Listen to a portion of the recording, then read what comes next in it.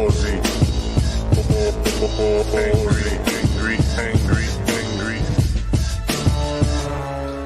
All right, Friday night, party night, ready to go. And wondering when the heck people are going to show up. That's okay. I am going to do my usual and make a cocktail video while I wait for people to arrive.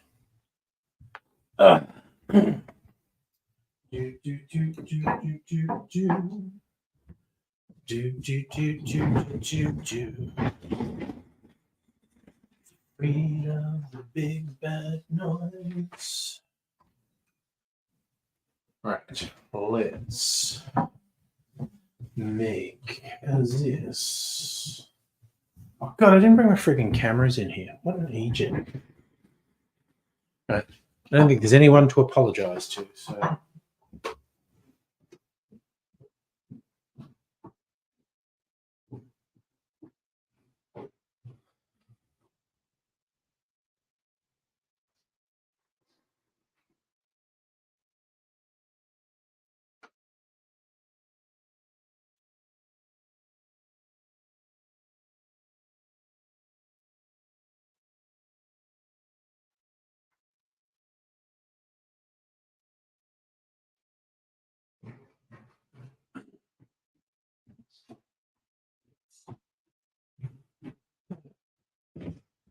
And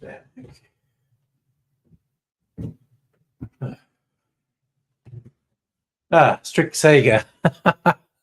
Have to apologize to you disappearing.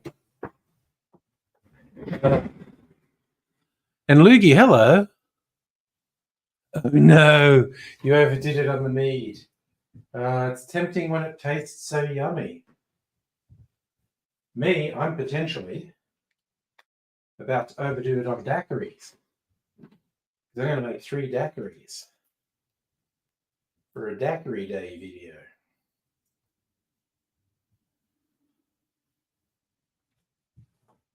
Okay. So, in fact, to remind myself, and Celtic, hello. Been watching a YouTube vid. Oh Christ, that 4-hour video. Long list of things I can't bring myself to do. One of them is watch a 4-hour video. How the fuck do you get more than 5 minutes content out of they fuck this up?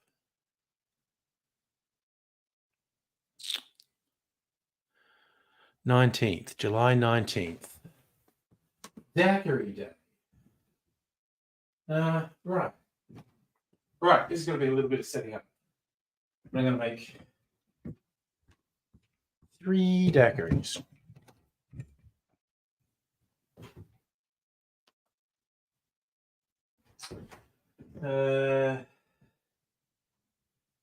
Yeah, okay. 3 daiquiris.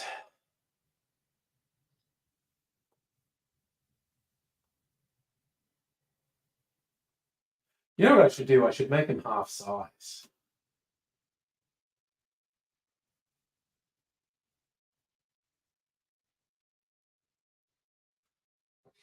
That's actually a smart idea.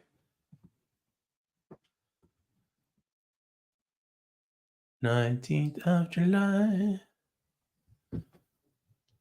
Yes, it is good news about Trump. Oh God, you watched it over 3 days? Well, that makes sense.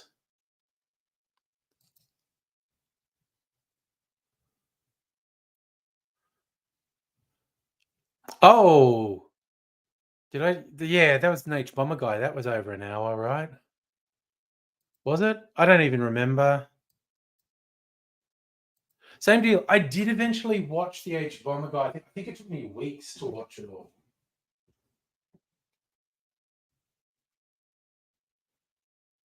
Right.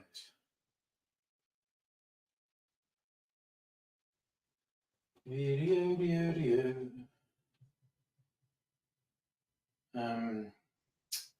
Okay, so I need to get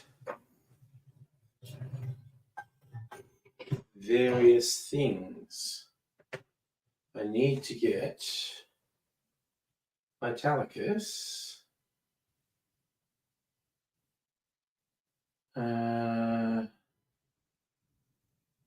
That's really the only thing I have to get out of the cupboard. Yeah, okay. Italicus. Where is my Italicus? There it is.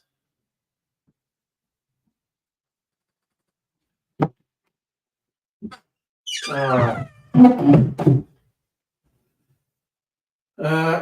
Many rums. We want a white rum. We want a rum agricole.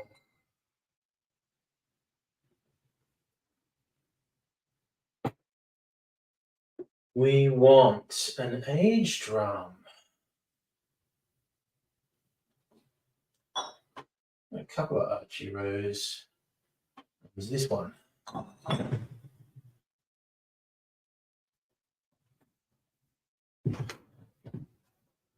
Let's see, what are all the rums I want for these? Honeysuckle daiquiri, a light rum. DeQuericus wants a light rum. Greta Gargo wants a white rum. Okay. No, wait. I don't want an aged rum. That was for the rum sour. Double checking. Light rum. Light rum. Okay. So I don't want this one. Which will I declare to be a light rum?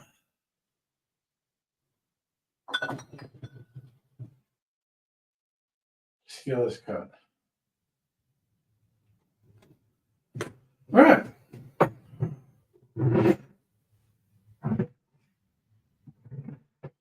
Talicus. And we are all set. Oh, wait, I need absinthe. I won't use my blue absinthe.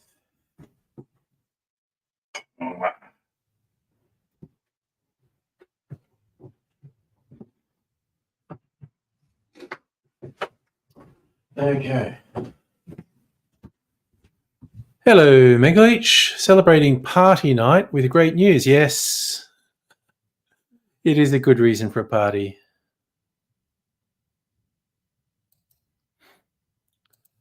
All right. So, daiquiri videos.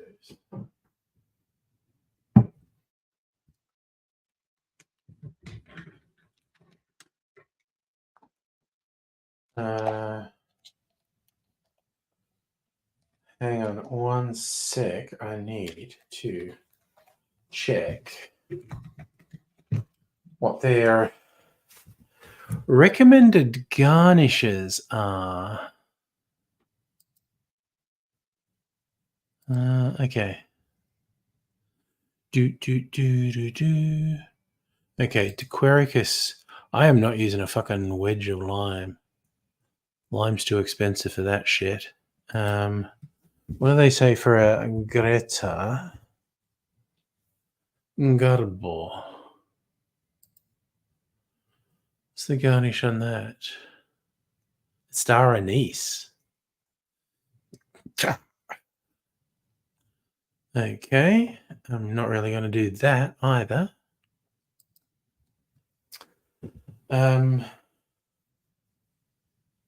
Oh god, what's the other one I'm doing? Bloody hell. Honeysuckle daiquiri. Let's have a little look.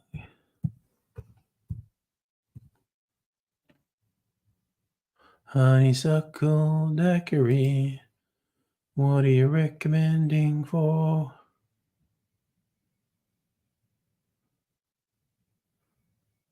A mint leaf. Okay. All right, so I'm not going to do any of those. Fine. Loogie back. Oh, cut off from the internet. Damn it. I did. I'm only really at the prologue at the audiobook. I listened to about 20 minutes of it today. Very intriguing setup with the people who measure time in thousands of years. Okay. So.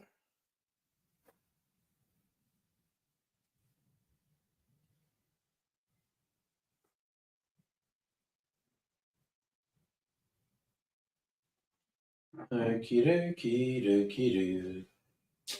All right.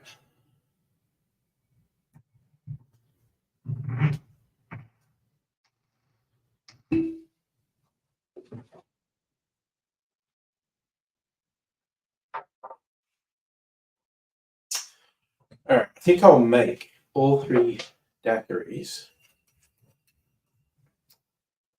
and then do the talky bit. That's my plan. Half size. Okay. So we'll just do them in order. Honeysuckle daiquiri.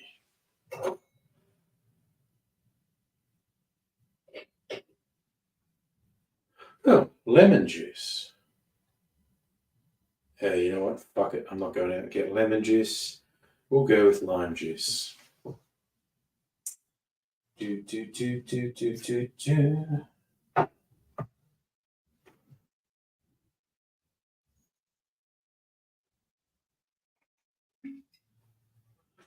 Okay. And sugar syrup. Just getting everything ready. Got my little honey syrup, which keeps wanting to solidify again. Mix up your fucker. Archie Rose Distillery. Okay.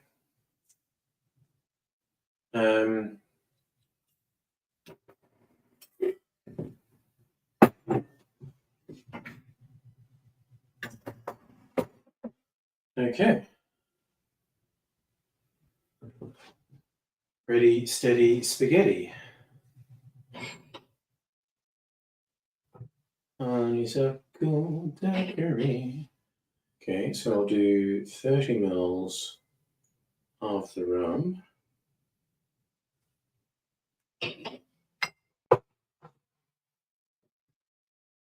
What do I want?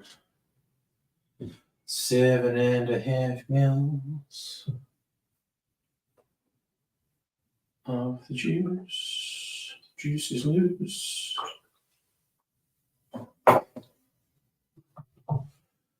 Honey syrup. Yep. All right. Ready to rock and roll, I think.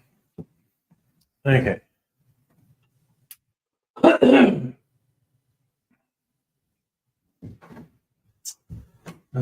Let's turn this on.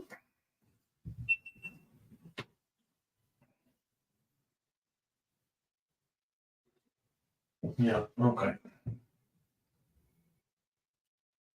That's all good in the hood.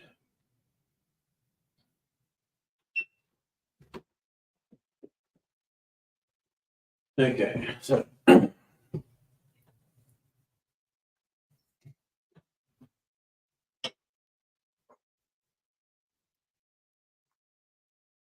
orange. How much do we have orange juice? Honey syrup, honey syrup.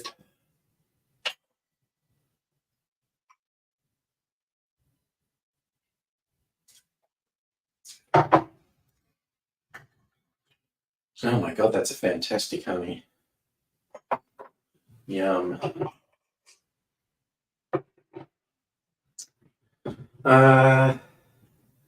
Now, where are my cube?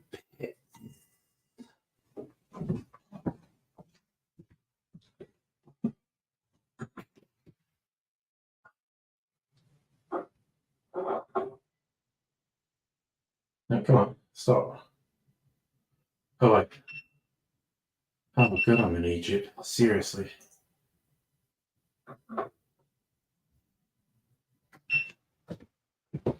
Okay. It gets to.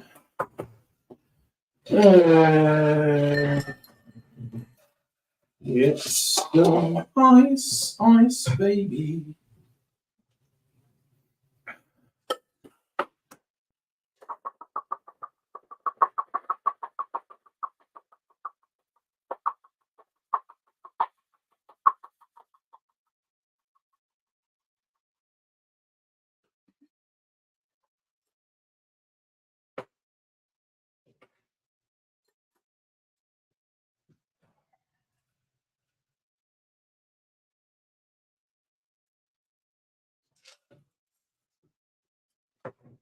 Ooh, okay. That query number 1 done. Okay, sit over here, out of camera shot. Okay.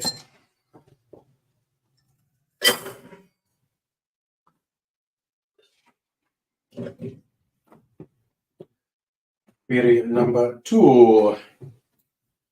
Honeysuckle dequericus.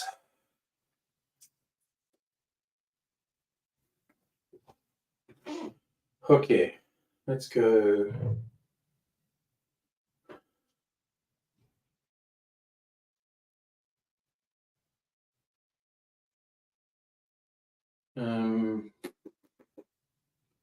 F nails.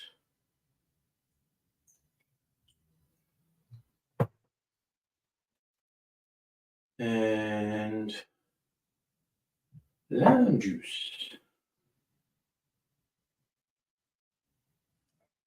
I'll do 7.5 mils. Okay. Hot damn. We're ready to go. Okay. Temperatures. Home. Agricole.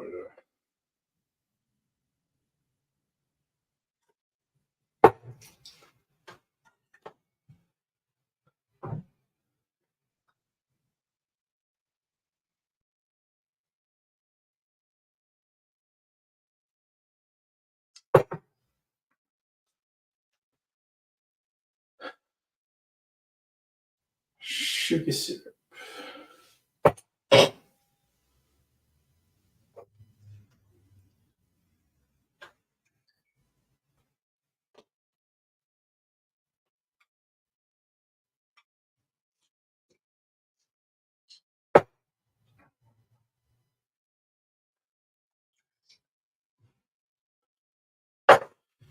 Dash of tiki bitters. Right here, handy dandy.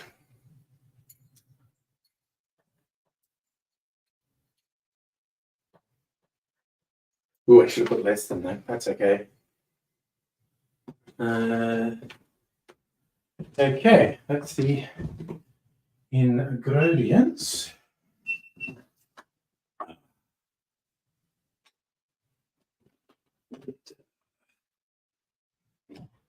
Next.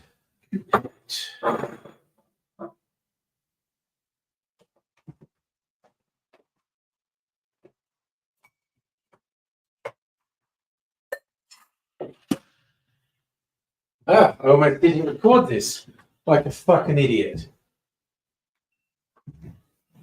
God, I've done that a few times.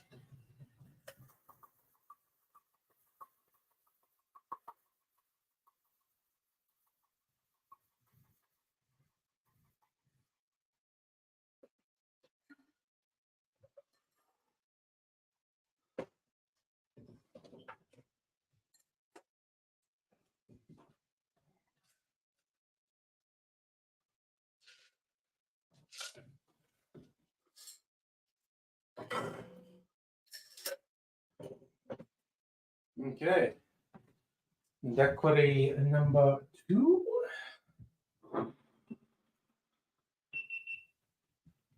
And good. What are we going to put this one in?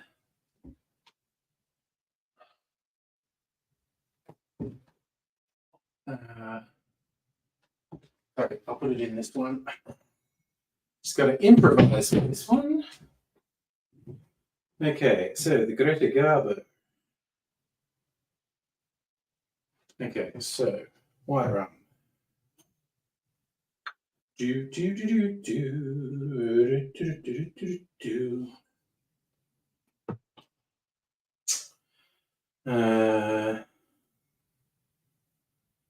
Absent.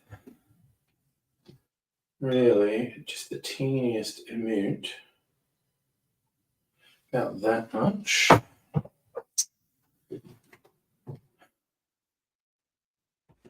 Okay. Right. Yeah, I'm just forgetting what I'm doing.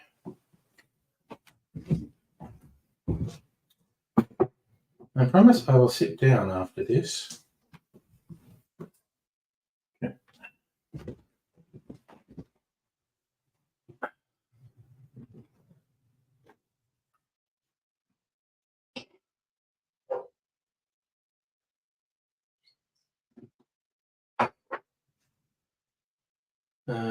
Lunges. 3/4. Yeah.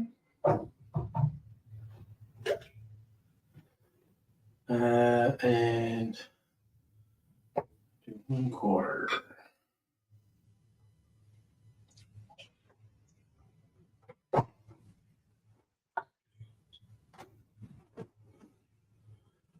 Okay. Put a little bit.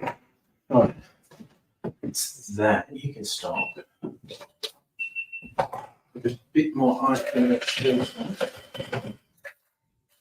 Enough.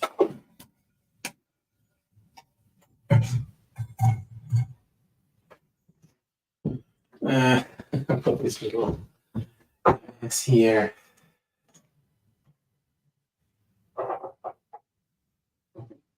All right, let's get that started.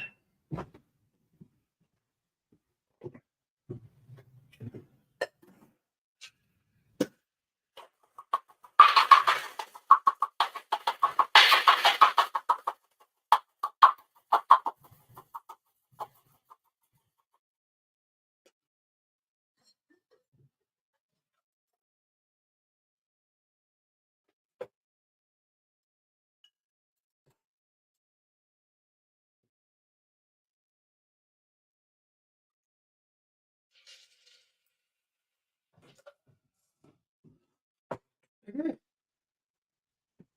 That is the 3 daiquiris made. You're all amusing yourself over here. Hey, Rays, by the way.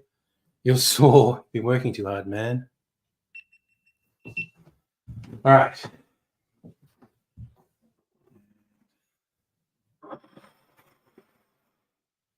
Just take it.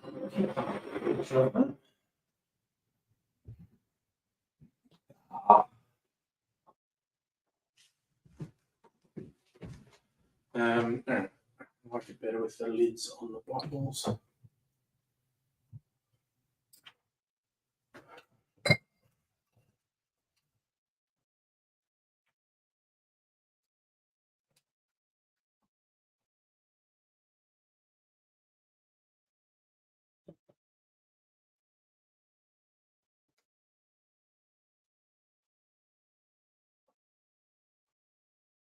Okay.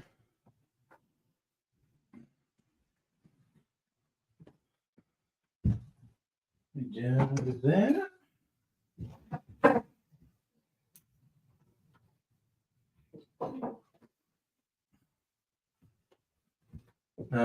We got this, a little bit of this, a little bit of that. Looks about right.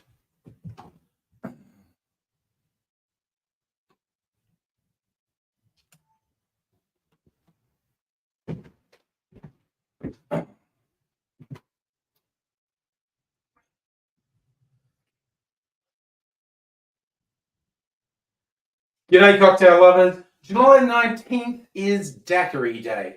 And the daiquiri is one drink that really deserves its own day. Some of the drinks that get a day for them, I don't know. But daiquiri, all-time classic. Just, usually the base thing is rum, lime juice, and sugar. Done. But of course, when a drink is that good, that successful, that popular, people do riffs. So I thought for this daiquiri day, I'd do a few riffs, try them out, and let you know what they're like to give you an idea to just mix things up this daiquiri day.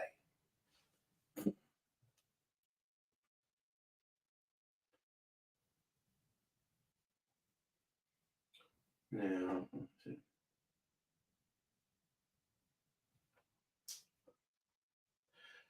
across these daiquiris, I'm going to be using some very interesting ingredients. Three different rums. There's going to be a rum agricole and just your plain old white rum. This is an Australian white rum. And a lightly aged rum, another Australian rum I'm using there. Another interesting element in one of them is Italicus. This is a bergamot flavored or bergamot based liqueur. Bergamot's the same flavor as Earl Grey tea, if you're trying to place it. And if you're like me and you got talked into getting some Italicus, then it's like, oh, how the hell do I use this in drinks? So when I saw a daiquiri variation that had Italicus, I thought, well, I'm going to do that one. And there is even a dash of absinthe in one of the daiquiris. I'm not using my bright blue absinthe. That would get a bit weird color-wise. I'm using this Australian absinthe from the Never Never distillery. I think they just got bought for a huge amount of money by one of the big international distillers and distributors. Good for them.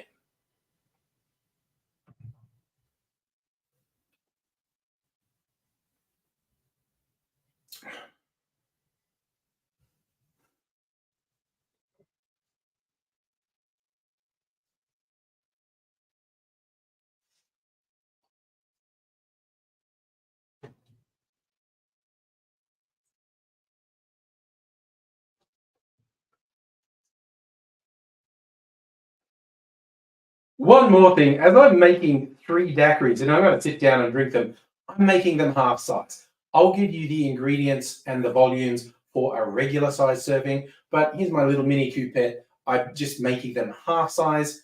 Cut me some slack. I don't want to end up completely under the table going through three full size daiquiris. One and a half daiquiris is going to get me feeling pretty good. This one is called a honeysuckle, our honeysuckle daiquiri. It's sweetened with honey syrup, and the honey you choose for your honey syrup is going to make a big difference. This is a really nice honey in here. It's actually from the Archie Rose Distillery. They have beehives on the top of their distillery, and they do some distilled honey spirits as well. But they actually, in one little sample pack they gave out, they were giving little free samples of their distillery honey. So I made a syrup with that. I'm going to taste this. Mm. Ooh, and not surprisingly, this has got a richer flavor than your standard daiquiri. Still that great daiquiri character.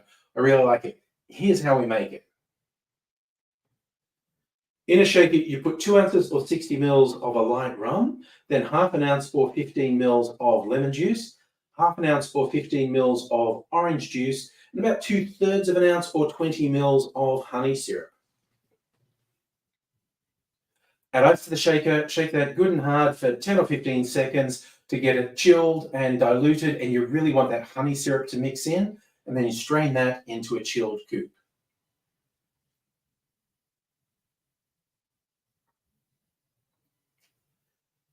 You could do it. You could do a traditional sort of daiquiri.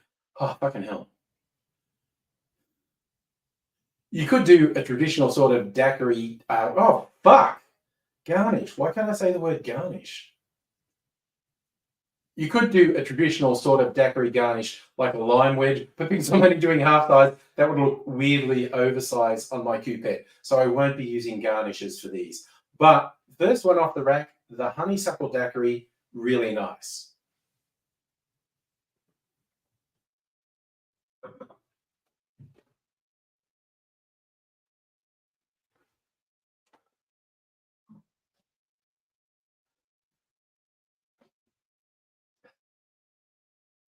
The second daiquiri is the one with Italicus. It's called a Dequericus. If you're old enough, you might be calling it the age of Dequericus, if you can remember that hippie stuff. But yeah, like I said, Italicus, I don't think I've used it in a cocktail in ages. So I'm very intrigued to see what flavor this gives to a daiquiri.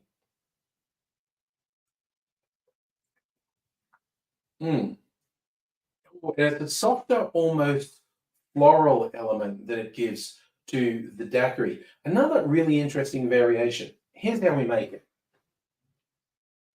In a shaker, put 3/4 of an ounce, around 22.5 mils of Italicus, then 3/4 of an ounce, 22.5 mils of rum agricole, and then 3/4 of an ounce, 22.5 mils of a lightly aged rum. Then we're adding half an ounce or 15 mils of lime juice, a third of an ounce, around 10 mils of sugar syrup, and rounding things out with 1 dash of tiki bitters. Add ice to the glass, shake that good and hard for 10 or 15 seconds to chill and dilute the drink, and then strain that into a chilled coupe. Or in my case, coupette, but like I said, taking it a little easy with these half-sized ones. It's 2 out of 3 I'm quite enjoying, and they give quite different flavor profiles while really keeping that daiquiri spirit. Let's go for number 3.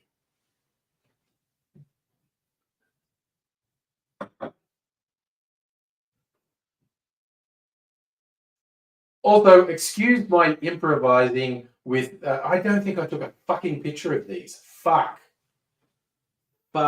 you fucking idiot. Oh, well, I didn't drink too much of them. I'm going to take a picture now before I fucking forget. Asshole.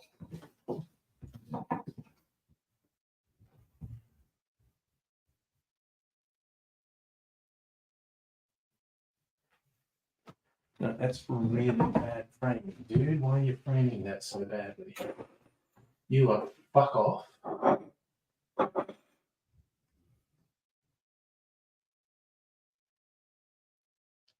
Yeah, just doing a bit of self-loathing there. Excuse me, I get really annoyed with myself when I forget things. Alright, fucking yeah.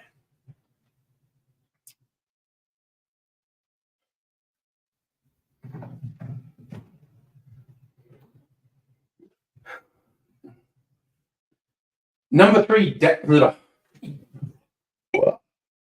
just had to get that out.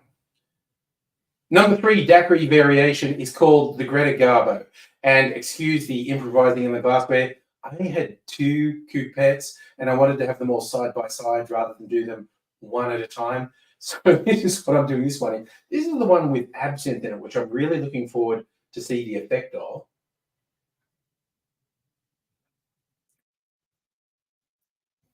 Oh, and it's just that subtle licorice thing, because there's only a tiny bit of absinthe in here. And this is a more classic daiquiri just with the absinthe. Here's how we make it. In a shaker, put 2 ounces or 60 mils of white rum. Add to that about 3 dashes or around a bar spoon, 5 mils of absinthe. Then we're adding 3/4 of an ounce, around 22.5 mils of lime juice. And finally, half an ounce or 15 mils of sugar syrup. Add ice to the shaker, shake that good and hard for 10 or 15 seconds to chill and dilute the drink, and then strain that into a chilled coupe. Or, whatever. It is what it is. So that's 3 daiquiri variations. If you're feeling adventurous this daiquiri day, or don't feel compelled to, your straight classic daiquiri is such a good drink. In fact, it's usually how I test out new rums. Whenever I get a new rum, I make a daiquiri with it. And that's no matter what sort of rum it is. Most daiquiris are made with white rum, but I try it with any rum just to see how it goes, because that's a fun little experiment in my book. How does the rum work in a daiquiri? Because they all give it a different character. These are all bringing in a different character to daiquiris. So go out, have some fun, do some experimenting, enjoy some daiquiris, or enjoy whatever you're doing at the moment. And I do hope to see you again sometime soon. Until such time as I do, I will say cheers. All right. Where are we? Half an hour in now. Okay, well, that's given me a friggin' head of steam, I guess. Let me switch stuff off and sit down and talk. I don't know. I may or may not make another video tonight. I don't think it's that likely. Get this out of the way. And where are we? A little bit of that. Just a little bit more. A little bit more. Let's. Oh no, let's go.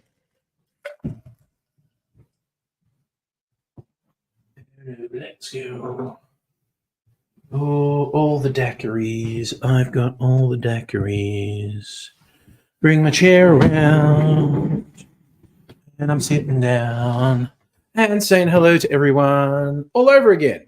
I'm back and I'm sitting down. You're about to get ready for an 8-hour shift.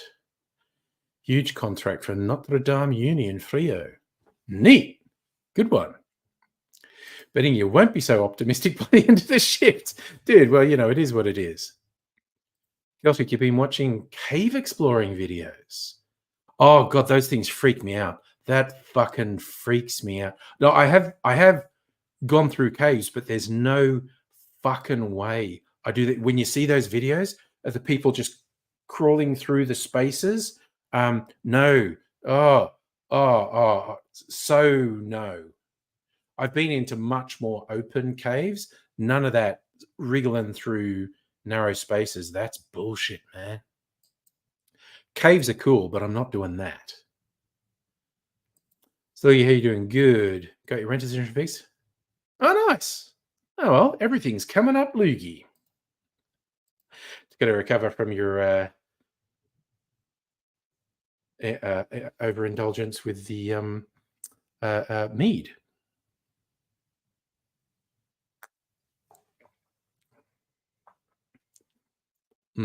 Yeah, that's the honey one. Freaking yum, dude. Huh. All right, so I got me some editing to do on the weekend.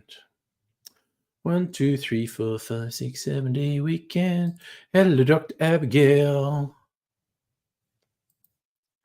Just chilling, having made 3 mini daiquiris.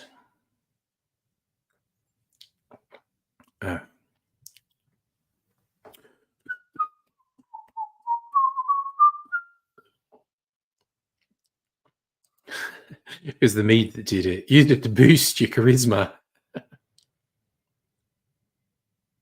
Yeah, elves in the chat. What's all that about? And as we speak about elves, Safa arrives. Hello. Well, Dr. Abigail, Safa, you got me just as I sit down. Spent half an hour making video. Because I made 3 cocktails. But now we're good. And we're sitting down. And I might have some eggnog. I'll have to go out and get it. It's in the fridge. Because I was going to finish off eggnog I made a couple months ago and make a new batch this weekend for Christmas in July. Because the eggnog tastes better if you age it for at least a week. And I think it tastes really good after a couple months. I've also got the batch that I made in December that I'm saving for Christmas in Christmas to see what a 12-month aged eggnog's like. Matilda's playing China in Adelaide. There you go. Oh, God. How to get through tight spaces. You need to exhale. Sounds fucking nightmarish. Yeah, no, dude, I am so with you. It's like, fucking no. Although I know a guy, and he actually did a show in the Comedy Festival about it. He's an urban explorer. And Aidsy actually directed his show. This was like 10 years ago. And there was like abandoned buildings, and he'd sneak into them and explore them and whatnot. And he was going like through the ceiling bits in one, and he got stuck, and he was, like, stuck. He couldn't move forward or backward, and he's in this big old building, like, several floors up. There was absolutely 0 chance anyone would hear him screaming for help, and 0 chance anyone would find him. Like, this building was abandoned, just no one went in there. And, uh, he was stuck for hours, and I was just like, "That's fucking nightmare material."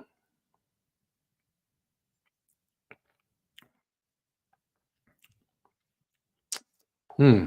Wow, that Italicus one is interesting. I was about to say I don't know that I've ever been to Skydeck. I mean, I maybe have been. I probably have been.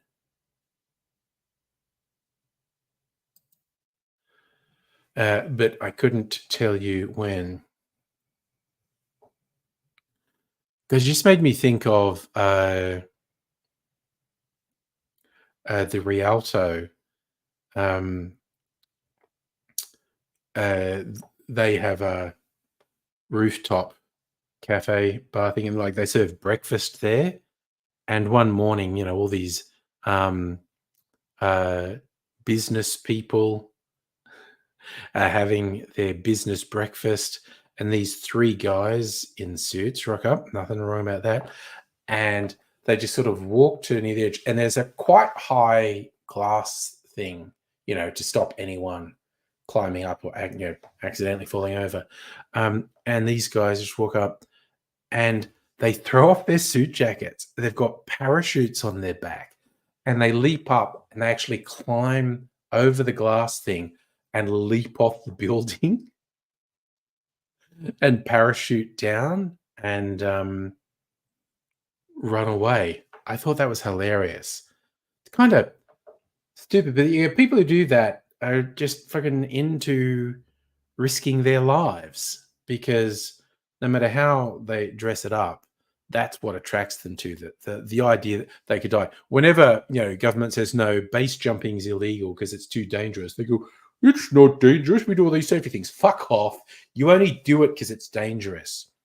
You only fucking uh, do it because of the thrill of you might die. Oh, you were asking if Dr. Abigail was speaking Irish. Dr. Abigail was actually speaking Elvish, which is why she didn't get the Gaelic. Also, which flavour of Gaelic are you talking? Is that Scottish, Welsh, or Irish?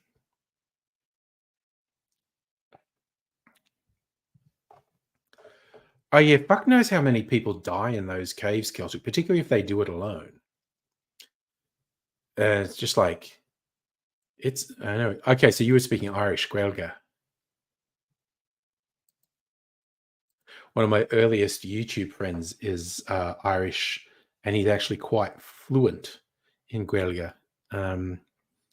Whenever I use it in some videos, I'll ask him for pronunciation, like the Irish moonshine, which is spelled either Poitin or Poteen, depending who writes it. But it's not pronounced Patine or Poitin, it's pronounced Pasheen. Oh, there you go. You were speaking Sindarin, which is a lot like Welsh.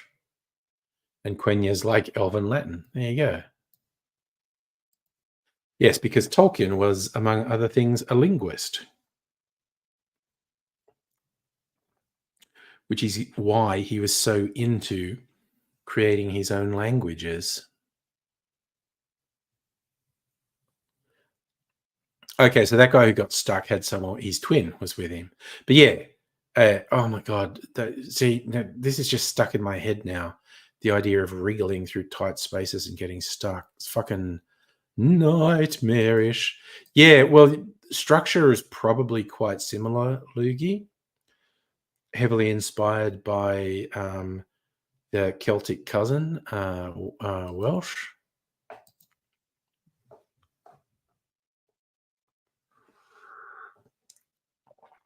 Ah, all right. Yeah, I'm definitely not making any more videos tonight, I don't think. Just gonna chill. Just gonna talk. We're gonna carry on. We got enough people here to keep me occupied. And then I got some editing to do this weekend. Oh yeah, that is the number one tip for spelunking, urban exploring. Don't do it alone. And yeah, in case I didn't make it clear, this guy, Scotty, who did the thing, which was a show that AZ directed, was doing it alone and got stuck. And he's stuck with no hope of rescue. I suppose after a couple of days, because it'd take you more than a couple of days to die, dehydration would get you, and you'd maybe shrink a little bit, and you'd be able to wiggle your way out of the bit you were stuck in. You would do yourself serious health damage doing that sort of thing. Sorry. Had a spit roast this week, not the fun kind. A doctor kind or literally meat? You're a vegetarian. I'm assuming it was the doctor kind. Oh, how did he get out? It was just patient. Like he was stuck there for like more than 6 hours. And it was kind of like you're stuck, but he could wriggle like a millimeter. And after 6 hours, that was enough to get him past this point where he was stuck. And yes, you would lose a lot of strength. It's just like such a bad idea doing the exploring constrained spaces alone. It's very life-threatening. Oh, you have the doctor kind. Was that scheduled? I don't remember you saying you had one scheduled. I had it a couple of years ago. 2020, probably. Probably was 2020 because I remember it was. I'm sure it was after COVID. Right.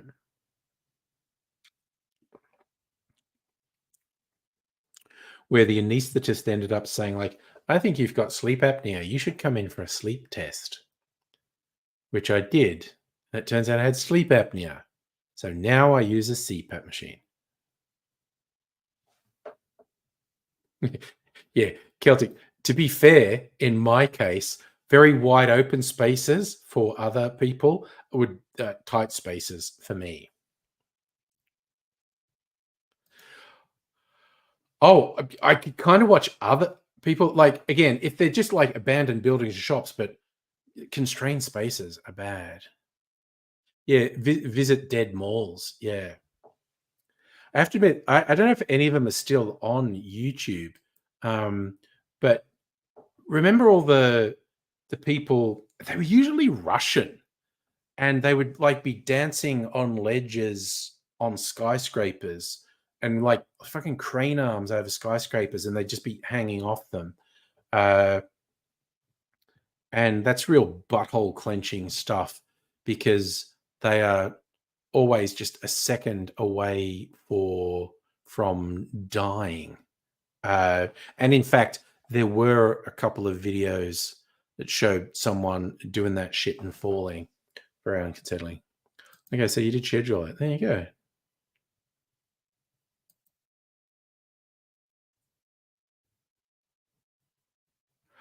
Oh, what's in the silos under the Nilex clock?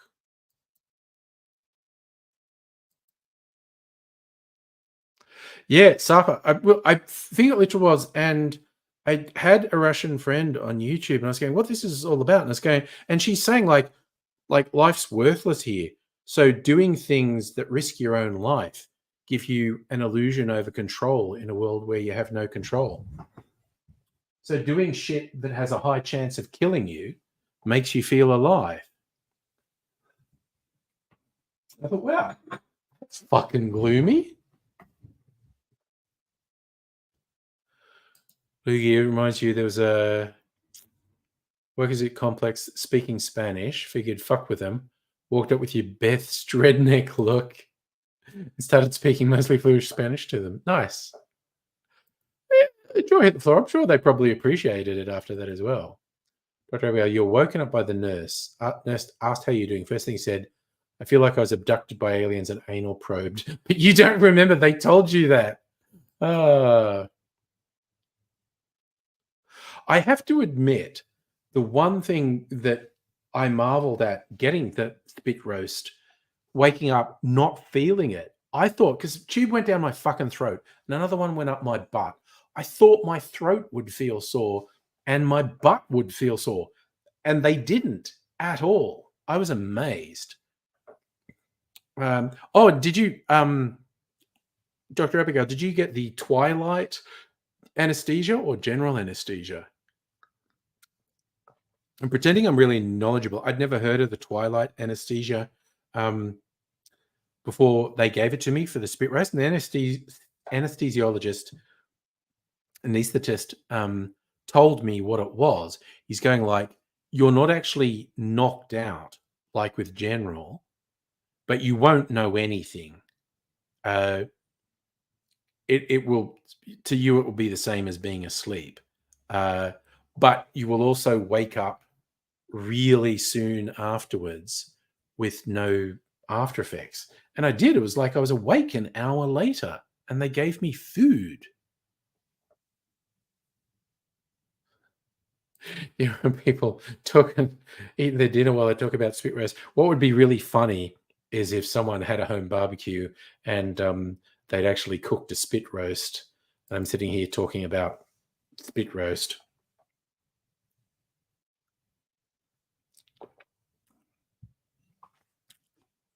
Tell you what, I really like this daiquiri with just a dash of absinthe in it.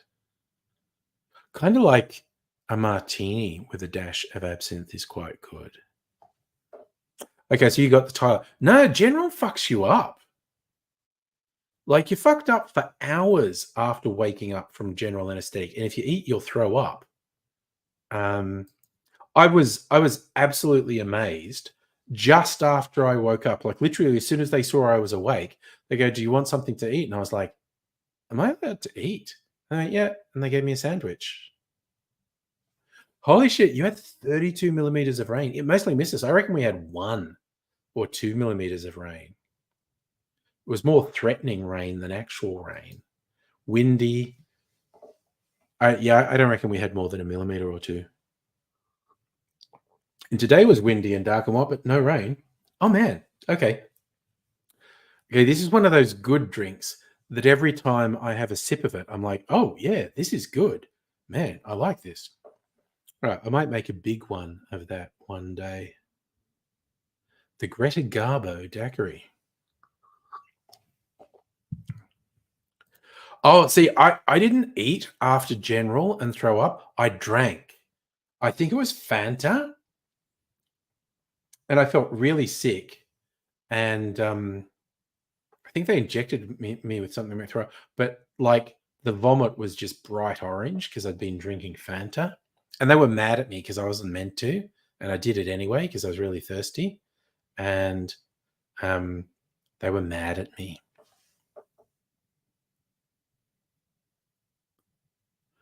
Yeah, you wouldn't want to have been doing any fires yesterday or today because of the wind. Yeah, Fanta occasionally comes out with really trippy flavors. I feel like they've had pineapple before.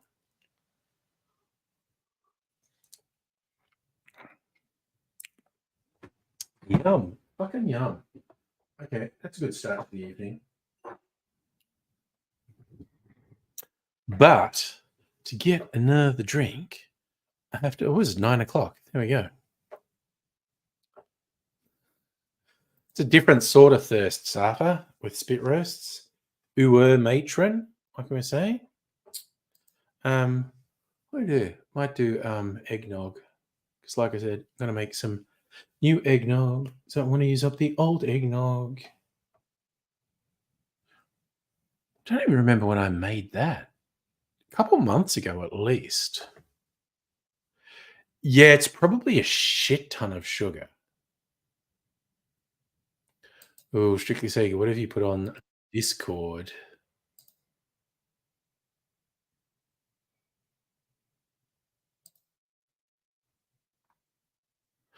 Oh, okay, yeah, there's, uh, abandoned, climbing the Nilex silo video is on the Discord, along with a fun, South Park anal probe animation.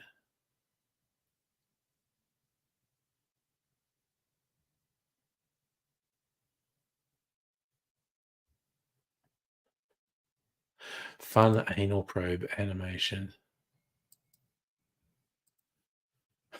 Those are words I don't say very often.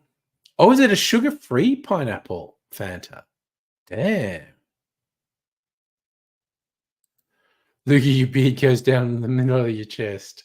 The rank of grey bush thorns. Yeah, grow your pubes out and then you can stretch them and tie them and they can meet. Yeah, no, Mrs. Angry is very okay with my beard. She has told me that prior to me, she never would have thought she'd get with a dude with a beard, but for whatever reason, she made a foolish choice and has stuck with it for almost 20 years. So there you go. But yeah, I think the longest I've had my beard is about to here, and I was looking pretty shaggy. I don't think she wants it longer than that. Oh, that's quitter talk, Loogie. Not wanting to join your beard up with your pubes. That's a perfectly normal idea I had that no one should be concerned by. What are you all looking at? I don't know. Anyway, okay, I am. Oof, I'm thinking of things I'm gonna have. I haven't had freezer martini in a while, so I don't even know what it tastes like at the moment. But I'm gonna have eggnog first, I think. So I'm going to go out. So this be like, I don't know, less than a minute. So I won't even put anything on. Mm. All right. Bit of skin on my finger.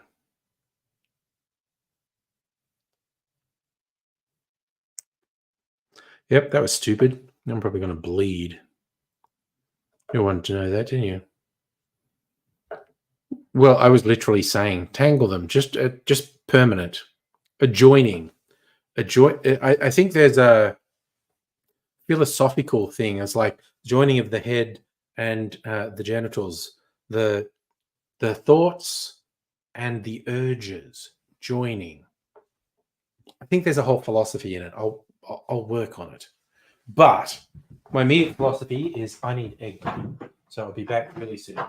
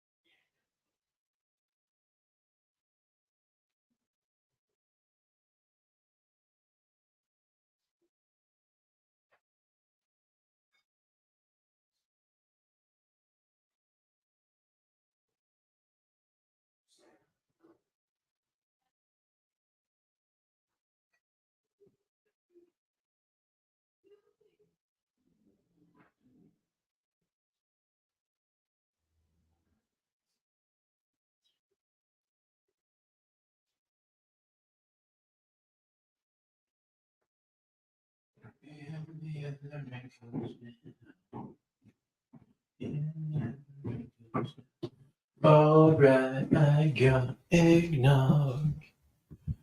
Noggy, noggy, noggy, nog. Ooh, who's got the noggy nog? I got the noggy nog. Yes, that would be an or it'd be a kind of Ouroboros if you're joined. Be almost like that. But I'm never going to do it.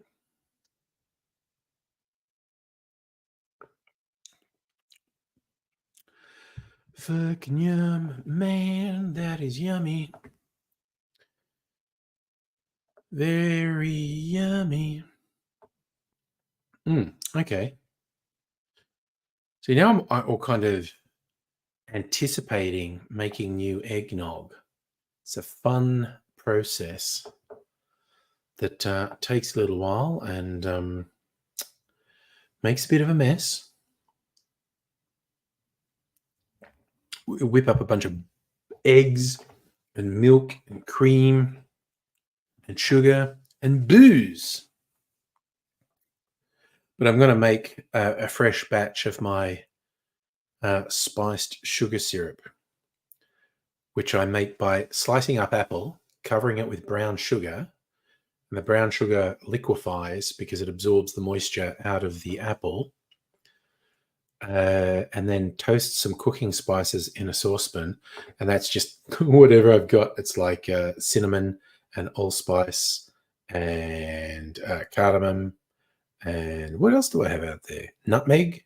It's basically whatever cooking spices I find that I like the flavors of. Toast them so all the flavors come out, and then add the sugar syrup and some water, and just simmer that for a while so all the flavors go through the sugar syrup. So then when you put that in the eggnog, you've got all those cooking spice flavors: cinnamon, allspice, star anise, nutmeg, and it's fucking yum.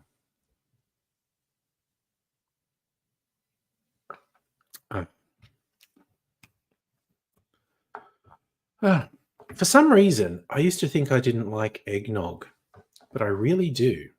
So, lesson learned. Don't assume you don't like something. Though I am looking for, like Homer Simpson in December when the supermarkets sell their eggnog. We're going to get 30 sweet noggy days before the government takes it away from us. But that supermarket stuff, what I found that's good for is making a clarified eggnog. It's super fucking yummy. It's so good. I mean, I could try clarifying this stuff, I guess. I've never tried that, so I don't know how well it would work. But I'm prepared to experiment. I'm drinking that too fast because I think it's really quite boozy, and it's like, it's just all creamy, and it's just got this sort of dark chocolate cinnamon flavor under it, which is like booze. I think I put all the booze. The traditional boozes in an eggnog are the brown spirits, whiskey, rum, and brandy. And I think this has all three: whiskey, rum, and brandy in it. Because I did do a lot of experimenting in the lead up to Christmas last year. Like I think I made a rum eggnog and a brandy eggnog, and then I made a rum and brandy and whiskey eggnog, which I've decided is my preferred one. So I think, wow, I just thought of something. What am I? Yeah, it's party night. I mean, I haven't got like smashed since last party night. So against all medical advice, okay, so I need to move my daiquiris over there. Looking at my list. Now, I was sure there was one that was an interesting brandy and gin mix. The Honolulu's, Pearl of Puebla. It's not the Fanchuli. I think White Monkey sounds like a racial slur for some reason. Was it Yolanda? Nope. Although that's a Kiss the Boys Goodbye. Yes, it's Kiss the Boys Goodbye. All right, so brandy and sloe gin, lemon juice and sugar syrup, and a foamer. Man, I might even make that. Maybe I'll save it for tomorrow night. I don't know. Because I've got like a Christmas spice brandy and I've got a Christmas spice gin as well. So I think make that with the Christmas. Ooh. And then it would be I Saw Mama Kissing Santa Claus. Hot damn. Sorry, Lugie, what are you doing? Better judgment. Raise a glass. Oh, yeah. I mean, a glass. You don't want to overdo it. But yeah, fuck Trump, fuck his supporters. Again, the whole thing was pretty weird because he was the most obviously guilty dude in history. Like he was super obviously guilty of all the charges, but it was still sort of, God, is he going to get convicted because of just all the bullshit that went? And to be unanimously convicted on all charges by the jury, God damn, that's a whole thing. That is a whole fucking thing. And conservatives in America have got to have a good look inside and ask themselves, do they have any integrity whatsoever? Or are they only after power at any cost? Now, we know for a fact, okay, so voting in the US is almost split 50-50. And in fact, many parts of the world, it's almost 50-50 between what that country sees as the Progressive Party and the Conservative Party.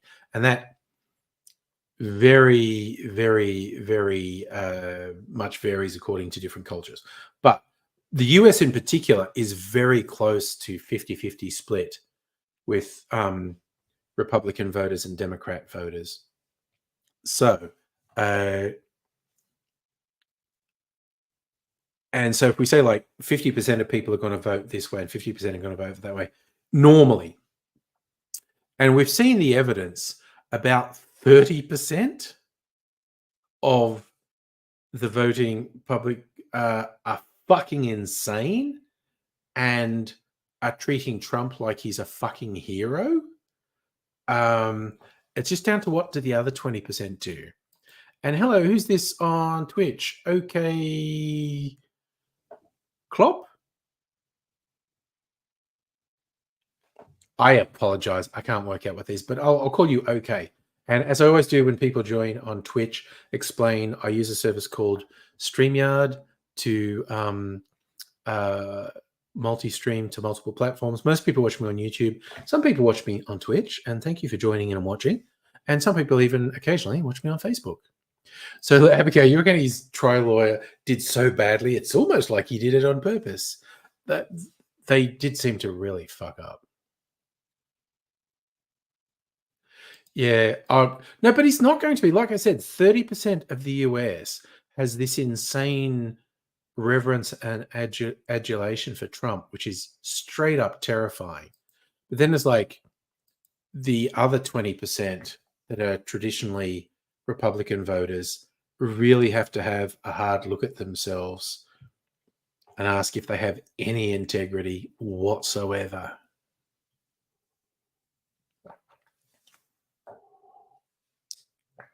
Oh, man, that is fucking yum.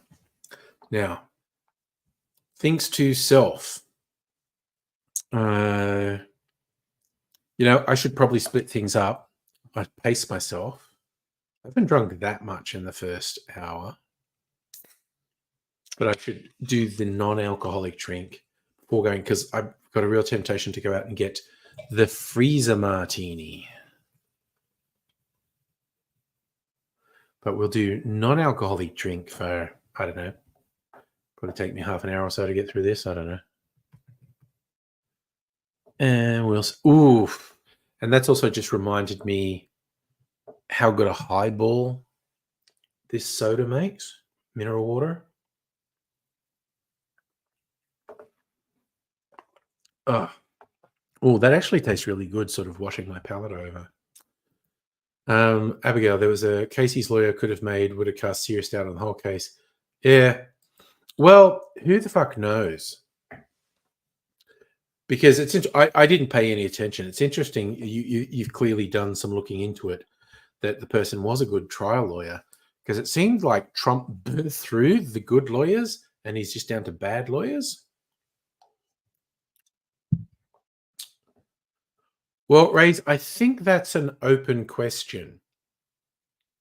Oh, it's not going to make a difference to Trump's behavior. You are correct. I believe you are correct. He won't change at all. Uh, but I think it's an open question to the broader US voting public. Does it make a difference? It's just a thing. The Republican voters have to take a big, hard look at themselves and say, do we have any integrity whatsoever? And that's also a good point. Strictly Sega, this was the least consequential of the cases. They were felonies. All 34 charges he was convicted on were felonies, but they were pretty low-end felonies. And yeah, none of the other serious ones will happen before the presidential election, but they're the ones with they're incredibly serious charges with incredibly serious potential punishment. So, Dr. Ray, I have a question for the Vox Populi, voice of the people. Getting a new computer desk. Oh, okay. People are going to have opinions on this. Should you get a computer desk that's 155 centimeters wide or 180 centimeters wide? People will definitely have opinions. Oh, yeah, we're wild times ahead, I think. Oh, I think he's almost zero chance of prison. House arrest would be funny. House arrest would be hilarious for Trump. He's almost definitely not getting prison time. Okay, so Dr. Obama is getting sit sand desk. Safa goes for wide. I mean, I kind of go to wider desk. Just lets you have more crap on it. Sorry, that's a positive. Most likely fines and probation. Possibility of house arrest is just hilarious. Oh, you want the motorized ones? We have those at work. Motorized standing desks. Not all of them are motorized. Some of them are manual. Oh, okay. Dr. Abigail has a motorized standing desk. It is. It's sexy. It is just pushing a button and the desk goes. It's pretty cool. Pretty goddamn cool. Hey, Greg, how you going? And yes, Safa, the short answer is the rich and poor are treated very differently in courts.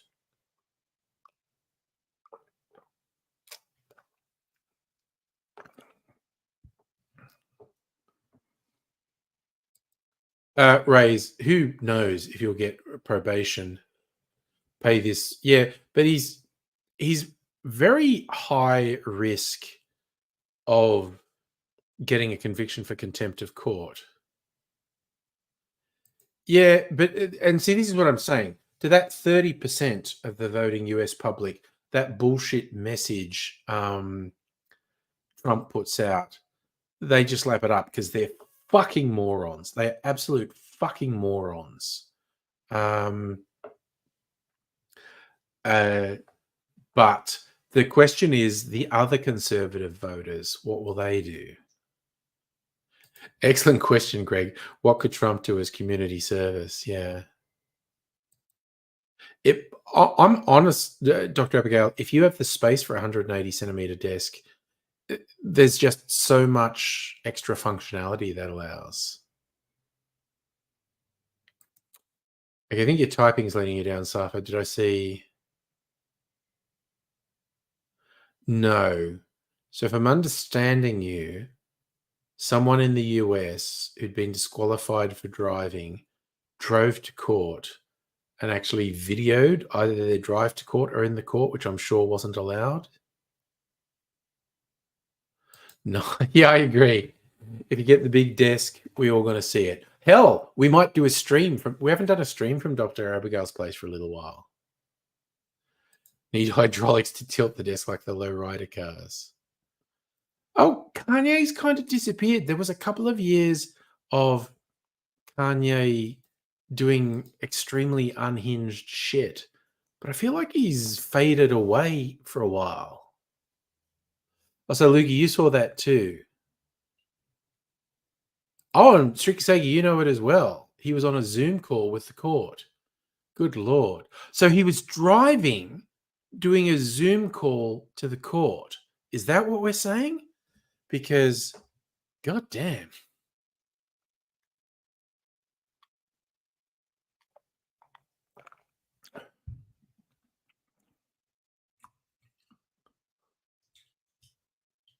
Oh. Okay, everyone but me saw it. Oh god, I'm probably gonna have to look for it this weekend. Everyone but me's seen it. Yeah, 180 centimeters is the way to go. So yeah, he was in court for a suspended license, and the judge said, "Are you driving?" He's going, "No, I'm parking." Fucking hell, honestly. And so he's doing a Zoom call while driving for a court hearing for driving on a suspended license. Fucking hell. Jesus. Okay, thank you, Dr. Abigail. I feel better that I'm not the only one who hasn't seen it. I swear you watch Phil DeFranco. I'm impressed Phil still does stuff. I'm not his greatest fan, but I am impressed that he's just still doing it because he wants to. Like, he made a stupid amount of money selling some properties to some stupid corporate fucks, which then destroyed those properties. But it's like, well, he got the money. Good luck to him. And then he just keeps doing stuff because he wants to. And it's like, fucking go, dude.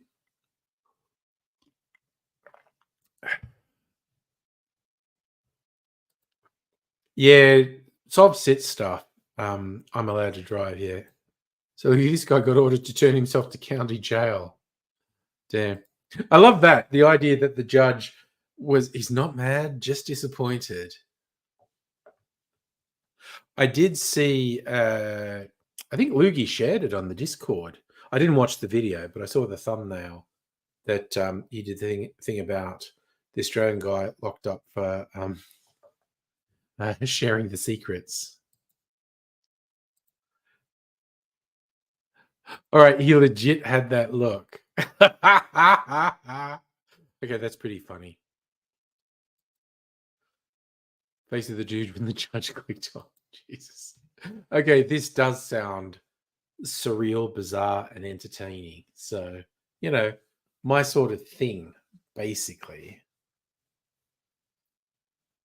Okay, randomly while we talk, I'm just gonna see news.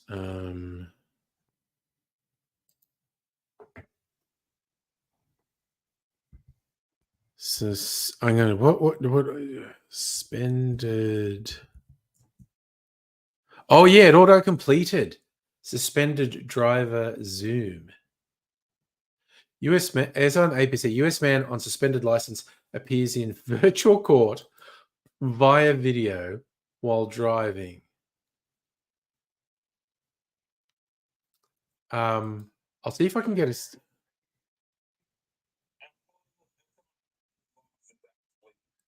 So okay, the court says, "Are you driving?" And the guy says, "I'm pulling into my doctor's office." Actually,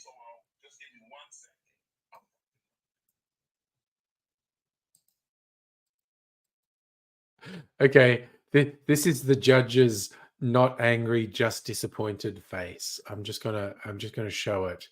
Um, I don't think the guy knew what he was doing. I think he's completely oblivious to. Okay,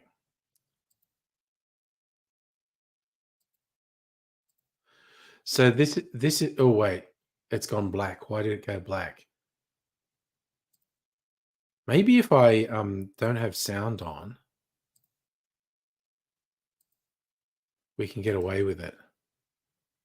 Oh, why does it do that? Let me go back here. So that's the guy literally doing it, and the judge is like, "What the fuck?" Um, wait, if I do, I'm trying to minimize my chance of getting busted. I'll do it little. Who fucking cares?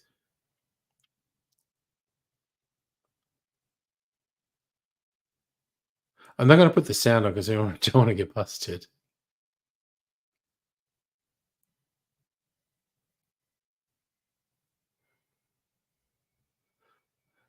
It's just like watching the judge go, "What the fuck is happening here?"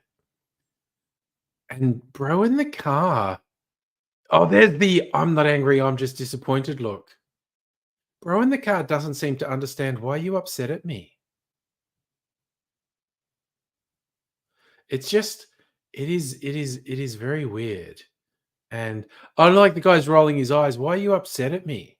I had to go to my doctor's. And the judge is like, dude, fuck off. Wow. Wow.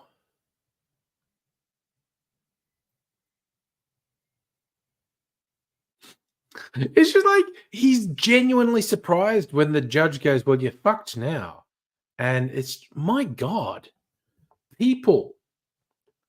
What is it with people? Honestly, I have very little time for people and their ridiculous bullshit. That's just fucking surreal. Hey Harry, feel free to lurk, my man. But thank you for just saying good morning. It's nice to know you're there. But you chill, my friend. God damn it, just people. What the fuck was that? What was going on there? It's it This is what gets me when people are so in their own bubble that there is no comprehension that something and someone exists outside of their bubble, and we live in a society and you have some responsibility to other people who are outside of your fucking bubble.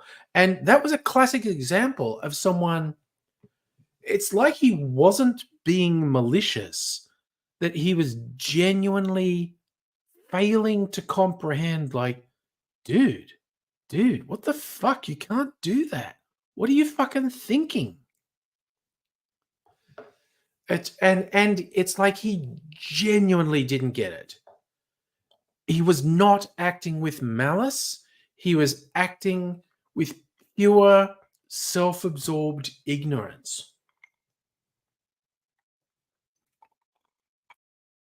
And as the judge, how do you fucking react to that? You just do the throw your hands up thing and go, what the fuck? Thank you, Strictly Sega, for putting in the George Costanza, "We're living in a society" gif on the Discord. That is what I was referencing. Yes. Okay, is this a sex thing, Justin? Woke up with a smile on your face. Um, Again, I say it sounded like I was being really judgy. But honestly, if that's your reason for waking up with a smile on your face, I'm all for it. Right? Not many times in your life ever thought he's dumber than Forrest Gump.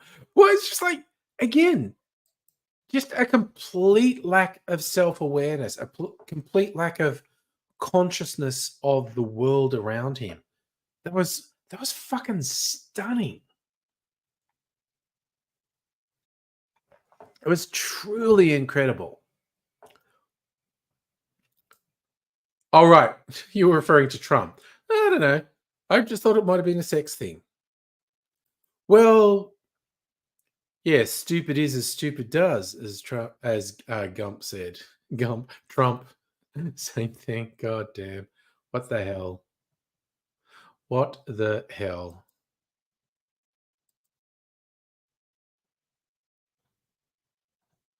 Oh, Musical Aviator must be performing tonight. there's a bunch of pictures in the Discord. Um, musical aviator in the orchestra pit. So I don't know if they're rehearsing or warming up for a performance because all the seats in the auditorium are empty. Man, it's cool to see what everyone does and knowing everyone has all these talents and whatnot. Yeah, it's not quite a Darwin Award because he's not going to die from it, but yeah. Well, Gump was perceptive. I think the character of Forrest Gump was perceptive. Ah, there you are. Okay, it's rehearsals. Cool, cool, cool, cool. I do enjoy seeing the pictures. So you're doing rehearsals tonight? Yes. this is Ray's expecting to go to America when there's a Trump presidency. Nicely played. Nicely played, dude. I like it.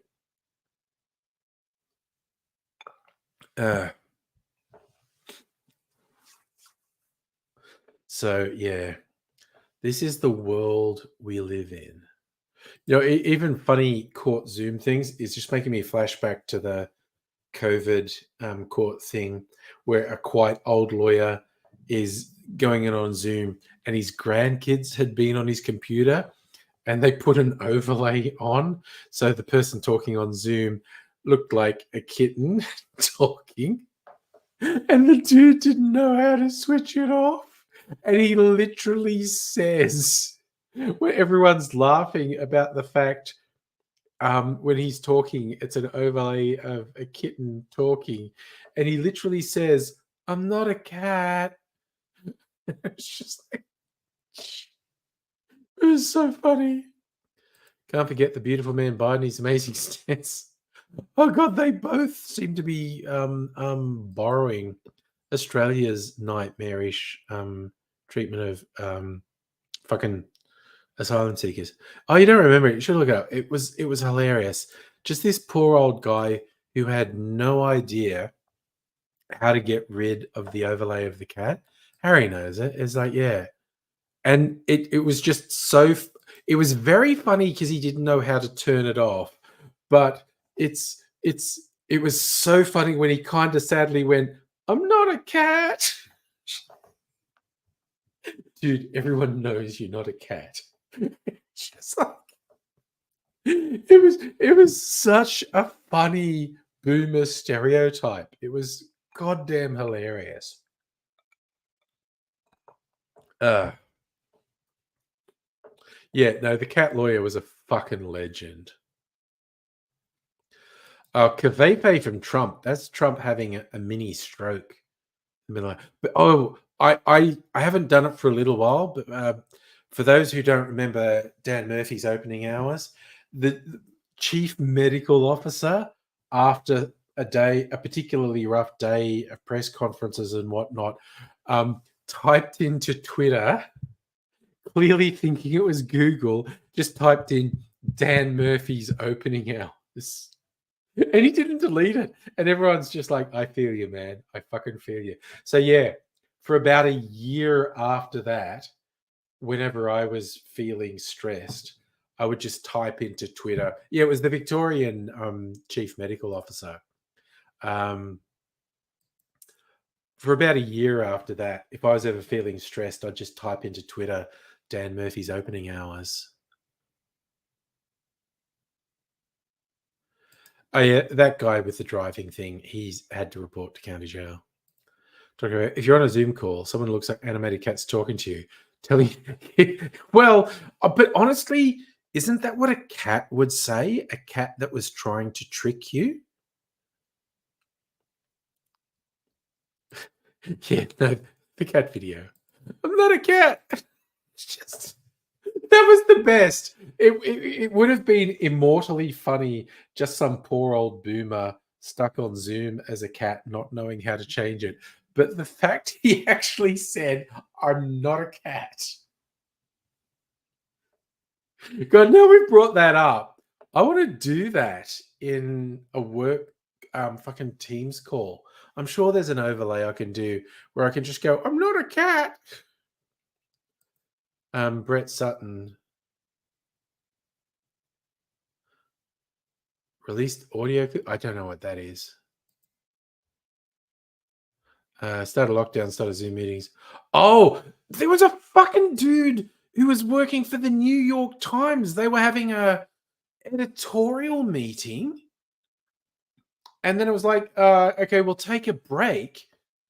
And so when everyone else goes off to get coffees, he opens a tab for Pornhub and starts whacking it, and he hasn't turned off the webcam. And he was like wondering why people are upset. I have no idea what the rules are in the US. In Australia, absolutely. Raise, okay, 8-hour shift coming, man. Knock it out. That was his name, Tubin. Yeah. Fuck's sake. And he had all these people defending him, and it's like, what is fucking wrong with you? My God.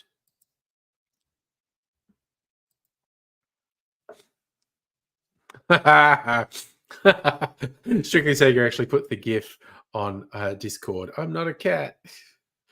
It's so stupid. It's so funny. Yeah, no, this guy, okay, Harry, you're saying US laws, no face calls. This guy had a face call, hands free, but a face call. Yeah, Baton. Oh my God. It's so fucking ridiculous. All right, Lugie, you're confirming distracted driving is a felony charge. There you go. Yeah. Yeah, we're in what was that? Idiocracy. Baton.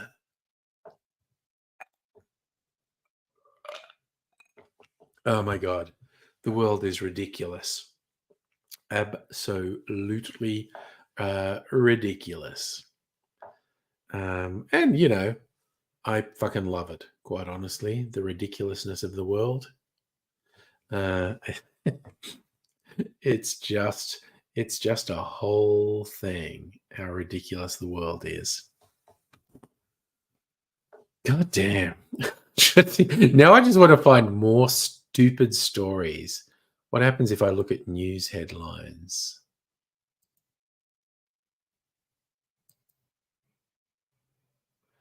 Get rid of the suspended driver one. Okay, my computer's not fucking working, so. Oh, now it's working. Yes, yes. Trump convicted. Ugh.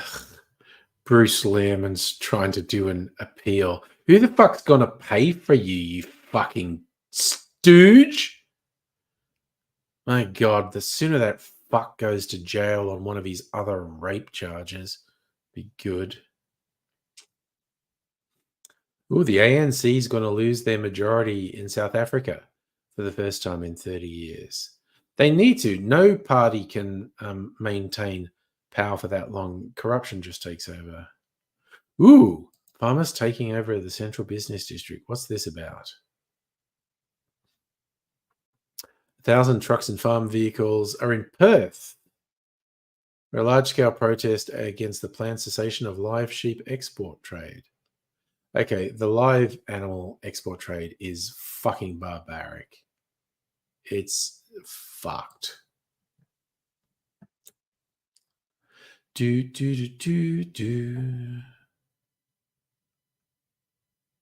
Hundreds of thousands of US internet routers destroyed in newly discovered hack. What the fuck is that? Sorry, the nerd in me wants to know what that is. Harry, there was an infamous YouTuber, a lot of trouble, Zoom during COVID. Don't know who that is. Was hijacking Zoom calls. Apparently that was super easy. Zoom had shit security. We won't use it at work because of the shit security. Guy is stripped when the meeting was taking a break without realizing the camera's still on. Yeah. Well, the worst one was this guy from the New York Times who full on was jacking it. Ridiculous. So what was this? An unidentified hacking group launched a cyber attack on telecommunications, disabled hundreds of thousands of internet routers. It was in October, and it was not disclosed. took more than 600,000 internet routers offline. How many fucking internet routers are they? Experts said it appeared one of the most serious cyber attacks ever against America's telecommunications sector. So the malware, which continued circulating, didn't name the company that was attacked.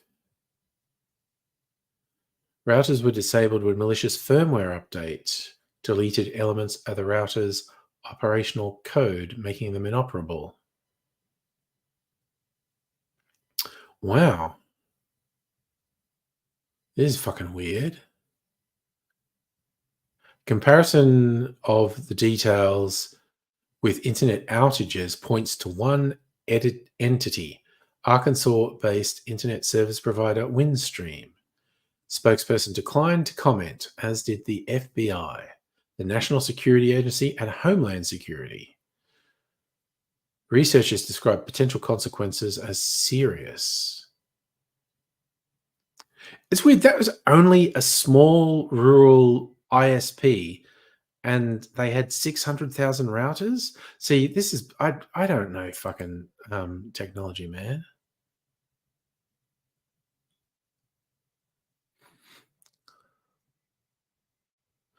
Yeah, Harry, the security on Zoom is terrible. It was terrible. Maybe they have tightened it, but it was terrible. There are some very high-level Zoom calls got hijacked. Yeah, that's more a joke. Actually, asking a radio comedian asking people to give them login details, but actual sort of malicious hackers were a whole thing. Salugi, common practice. Every house has its own router. Oh, so it attacked your network. Damn. Yeah, no, it seems like a whole thing. Because it's just betraying how much I don't know. They're talking about 600,000. So, okay, when they mean internet routers, they mean in individual homes. So they're saying 600,000 homes got fucked up by it? God damn. That's a whole thing. Damn, y'all. Damn, y'all. Sorry, it's like my day job, cybersecurity, and trying to plan for how to react to attacks like that. Yeah. See, again, this is me being slow on the uptake. When they said I thought they were corporate ones. Like when they said 600,000 routers, like what's that? But they probably meant the routers in or to 600,000 homes. God, they just pushed a firmware update to you that fucked you up. That sucks, man. That sucks.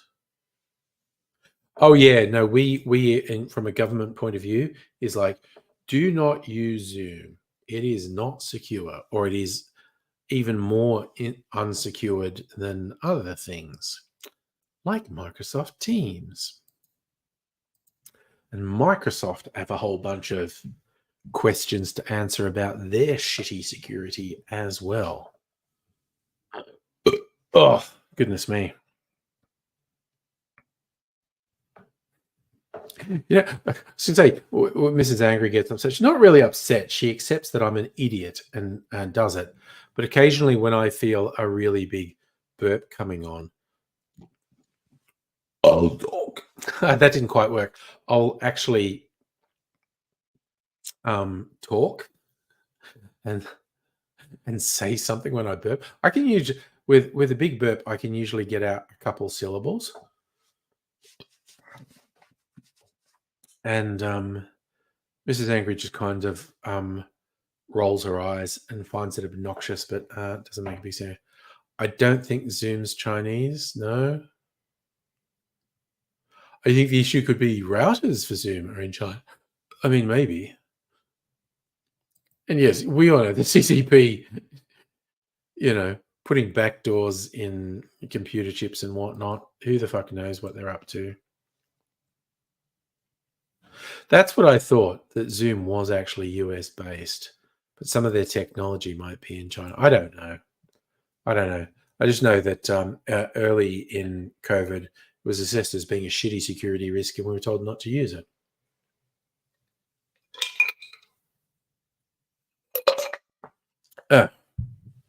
All right. I might do two. Okay, and I might be gone for a couple of minutes, so I might put something on. So I don't know. We haven't had AIDSy zombie apocalypse for a while. What should I put on for a couple of minutes? Either that animated AIDSy zombie apocalypse, or maybe even an old video.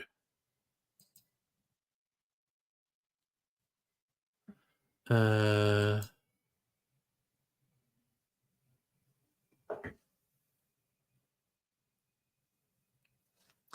have a look. Your video. What are we on here? Nothing a channel. It is. Who's gonna save me?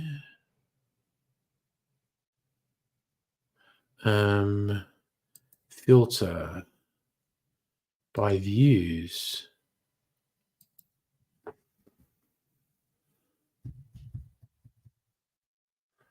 Videos that have been viewed more than 100,000 times.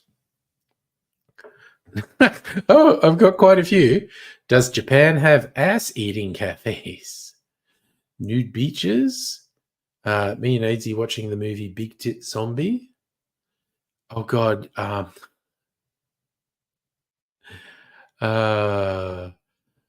friend's playing with a lollipop that looks like a sex toy. Oh, and the one where I really ranted, stupid people. Fuck everything about them. Very old school.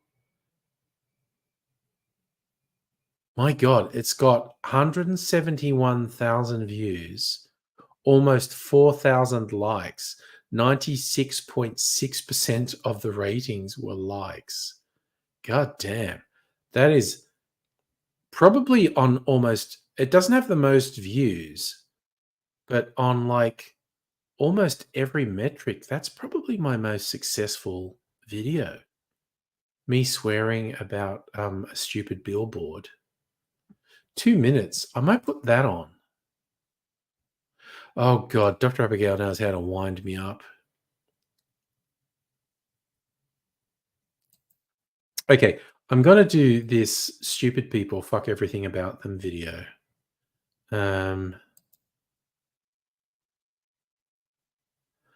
on, play.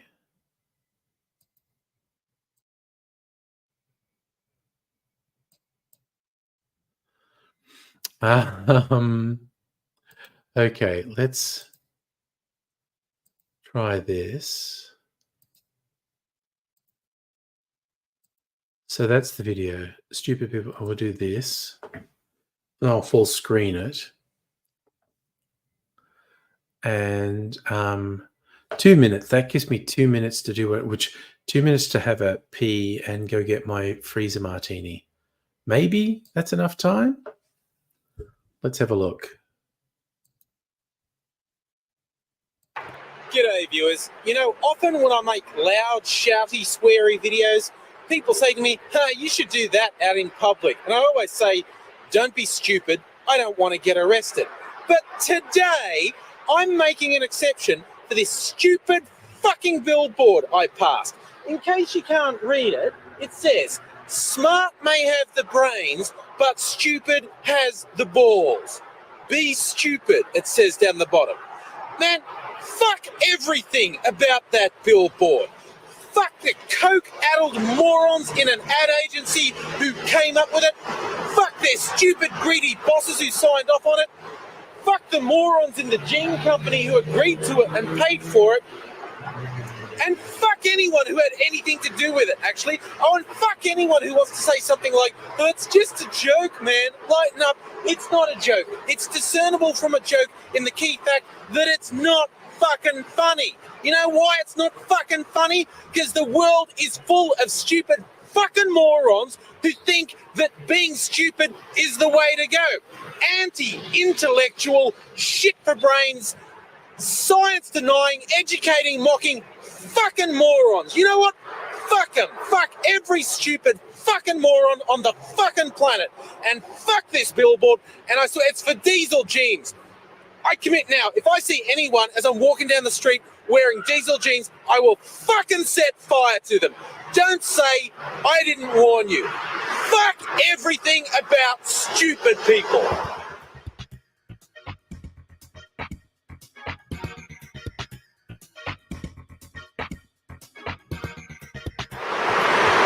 Man, I am getting some funny looks from traffic. There is a lot of traffic around me here, and I am attracting a little bit of attention. Fuck them if they're too stupid to work out that I'm doing a community service.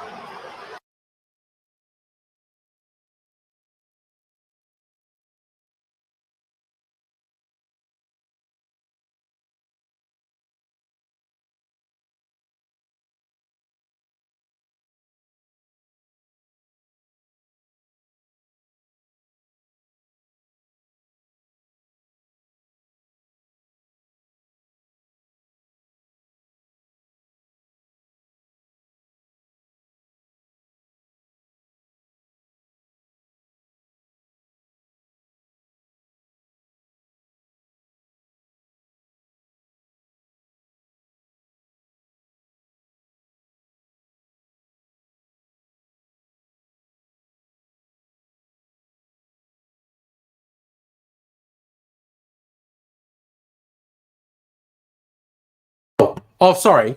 Okay, I'm muted. Was the audio in the video working?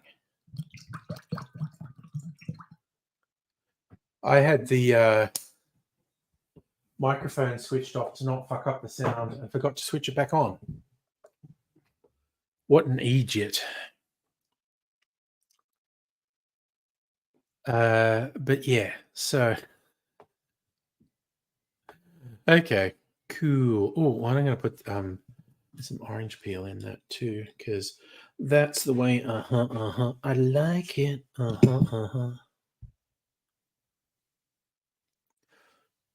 Get a parrot and nice. Yeah, no. Well, okay. 2 points. Yes, I just got old. But also I was dyeing my hair then.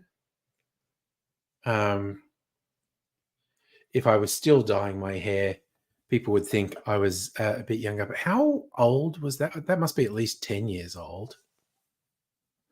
Oh wow, it's actually much more than that.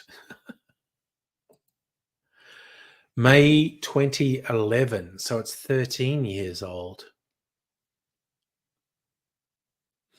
So first, I got much older.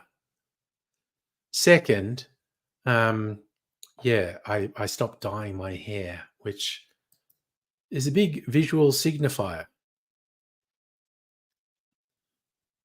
I know, right? Shouldn't I actually be getting younger? Didn't I sell my soul to the devil or something?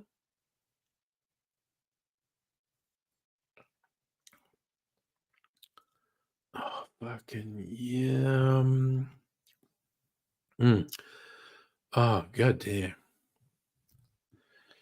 Fucking live the reason my tea. Also, I get the fun of it's almost half empty now. So I get to add some stuff to it. And ooh, I might put Jennifer. No, I don't have that much. I don't know. I have some thoughts to process.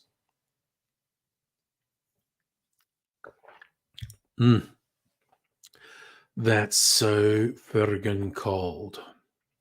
I love it. Oh, so yummy. To think what gin to put in there of all my ridiculous number of gins. I've also been doing pretty good with not buying more booze for like the last month or so. And I'm getting a bit antsy because I keep resisting the impulse to buy more booze because I do not need it. Got all the ridiculous things there.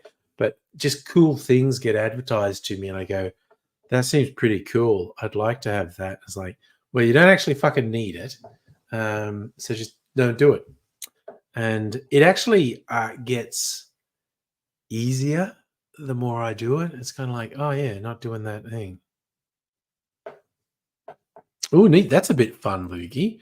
Getting red streaks in your beard. Two-tone red and bleak. Neat. Yeah, Justin, when the video came out, you're in university. It was 13 years ago. Skype still exists. I think. I'm almost sure it does. Doesn't get much. No one much talks about Skype. It was a thing people talked about, doing a Skype call. Now it's a Zoom call, people say. Even if you're not actually using Zoom.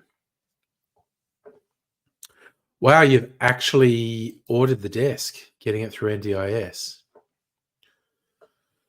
Well, it's a wait, but it's something to look forward to.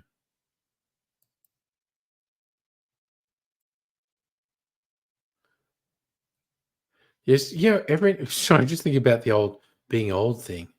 Every now and then I toy with the idea of dyeing my hair again, but I just can't be fucked. I did it a wacky color, like the purple color, a couple years ago, because I used to do that semi-regular, and I thought, oh, what would it feel like to do that? And I went, oh, no, it's not terrible, but I don't really like it. Not doing it again. But if I just did it like light brown or something, but I can't be fucked. You were living in a Brighton mansion. Nice. Yeah, you're right, Harry. Skype is still around, but people just don't like it. It's as ads is slow and less stable. Damn. Yeah, well, that's sort of a given. Microsoft turning something to shit. Should we say, yeah, keep finding recipes for drinks, missing an ingredient, keep on buying booze. Yeah, dude, yes. I completely understand. But also, I am very much into improvising as well. So if you ever want some suggestions for improvising, if you see something that sounds interesting and you don't have an ingredient they're asking for, I'm happy to give suggestions for substitutions. But it's kind of like I made that one earlier with Italicus.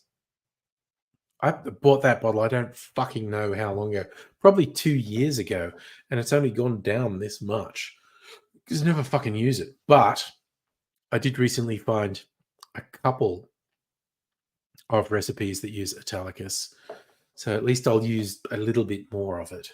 But yeah. I actually did, was it Higgins? I saw something about, so the MP who's in Higgins is going to have to consider their future if they're just leaving politics, or if they're going to try and be in another seat, or if they're going to try for a Senate seat. Oh, okay. Speaking of Microsoft fucking shit up, you unsubscribed from Xbox Game Pass. I've never had an Xbox. I had Nintendo gaming things, Switch currently, and PlayStation. What was that fucking Windows thing they're proposing? It'll keep imaging everything you do, which they say is being helpful. And it's like everyone's going, that's just like such a fucked security and privacy risk. Right. Yeah. So, yeah, she's the first Labor MP to hold it, and they're just getting rid of it. Yeah. It's kind of, I'd be pissed off if I was her, quite honestly. You've been poking around the new AI Microsoft sent you to test. It's deployed to boost the numbers of people using Bing. Yeah. Microsoft are full of fucking shit, quite honestly. But, whatevs. I read a big article recently about people saying, like, how the fuck does Microsoft get away with selling systems that have horrible security risks built into them? And they say, oh, if you pay us more, we'll put in security features that get rid of these glaring security holes, and people are going, what the fuck? Why isn't your system secure by design? And the answer is because, Microsoft makes a huge amount of money upselling for security features, which is just fucked. There certainly were some weird, fucked up things happened with Microsoft and Google's large language models and AI search engines. Fucking ridiculous. Yeah, Justin, I don't know how that shit works. It's the very brief thing I saw on it seemed like a bad idea, but anyway. Dr. Go, Windows 10 no longer has updates going to Linux. Yeah, fair. Absolutely fair. Microsoft are fucking ridiculous, honestly.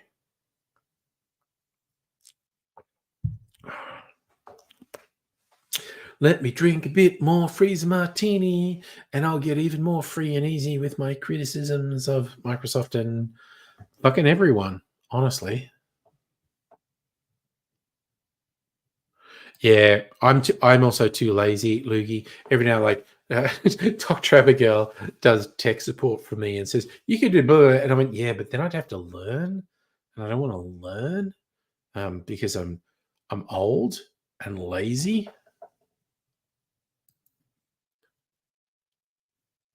Oh God, yeah, Google trying to do the AI integration to search is fucking ridiculous. I don't know. I think we've actually passed the peak hype moment, and then we're progressively going to see people go, "Oh well, this is all bullshit." I am a shit client.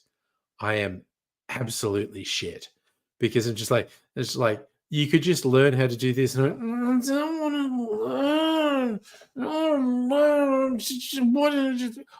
I am terrible. I am fucking awful, quite honestly. He said, sipping a martini. A really fucking good martini. Oh man, that is really good at the moment. All right, but I am really looking forward to topping it up because it's always fun topping up the freezer martini and seeing what it turns into. It's a good thing. I stopped tracking what I put into it. I tracked it for like a year, and I was like, that was kind of fun. And then I just got bored with going back into the spreadsheet and going, this is what I added this time. So I just acknowledge there's like, I don't know, dozens of different gins in there. And see, okay. I think you'd also be into pegging, Strictly Sega. You're an adventurous dude. Chat GPT is more likely to get things wrong when you ask it to do something. They're all kind of bullshit. I think the large language models are a lot of fun. I haven't even played with them for ages. But like we did it on the stream a couple of times. Like, who remembers the time I don't remember if it was Chat GPT or Microsoft's AI thing. I just remember one of them didn't want to do it and the other one was into it. I said, like, okay, answer my questions as if you're a really obsequious servant who's almost a slave, and call me master at least once every time you respond. And one of them said something like, I'm not comfortable doing that.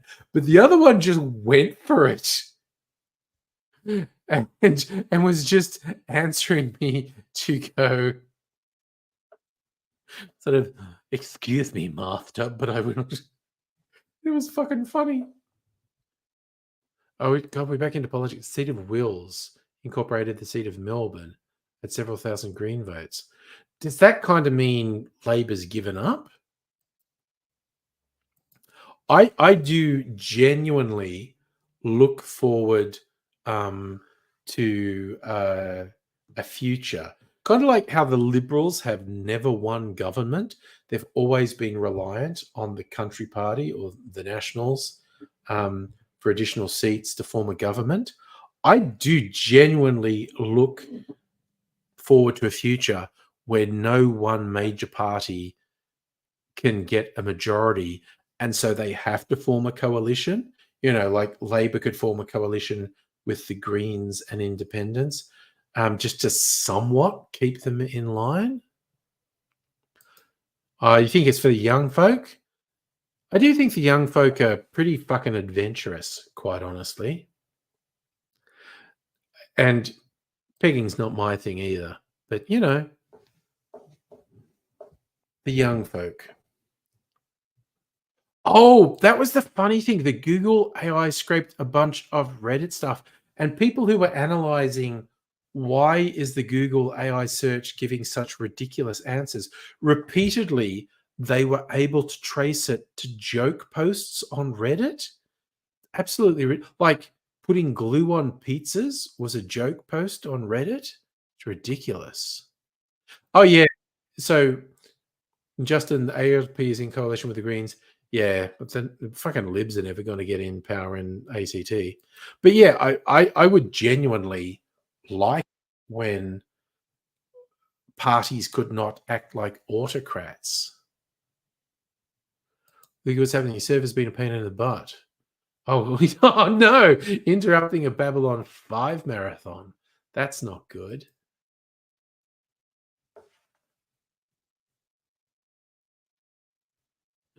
Yeah. You don't want your Babylon 5 marathon interrupted. Says someone who has not seriously watched Babylon 5, but understands it's quite a good sci-fi series.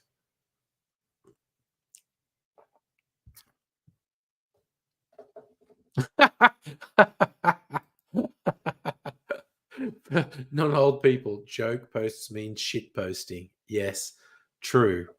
True. I was using old people language there. Which is kind of funny because I was essentially a shit poster on YouTube for that. And I do appreciate the friendly public service announcement. Yeah, Reddit was always good for shit posters doing stuff absolutely straight, just being real deadpan, saying something ridiculous. The one I remember is someone going like, I found this great way to clean a microwave. And it was like you put bleach on, and it was basically how to form mustard gas in your microwave. Just a terrible, awful thing. And someone would say it's like ammonia and bleach and put it in a bowl in the microwave and turn it on and it'll clean the microwave. And then there'd be like 10 comments going, this works great. This was fantastic. My microwave's so clean. And then somewhere after the 10 posts would be someone going, fuck you guys. I fucking fell for this. And someone's basically contaminated their kitchen with mustard gas because they believe this shit post. Kudos. Okay, so that's Canberra's makeup. 10 seats, or ACT rather than Canberra. 10 seats ALP, Green 6, Libs 9. Honestly, and I know I'm repeating myself, but anyone who knows me knows I love to repeat stuff. I really dislike that binary idea. Like it has to be the progressive and conservative. In the UK, Labour and Tories. In the US, Democrat, Republican.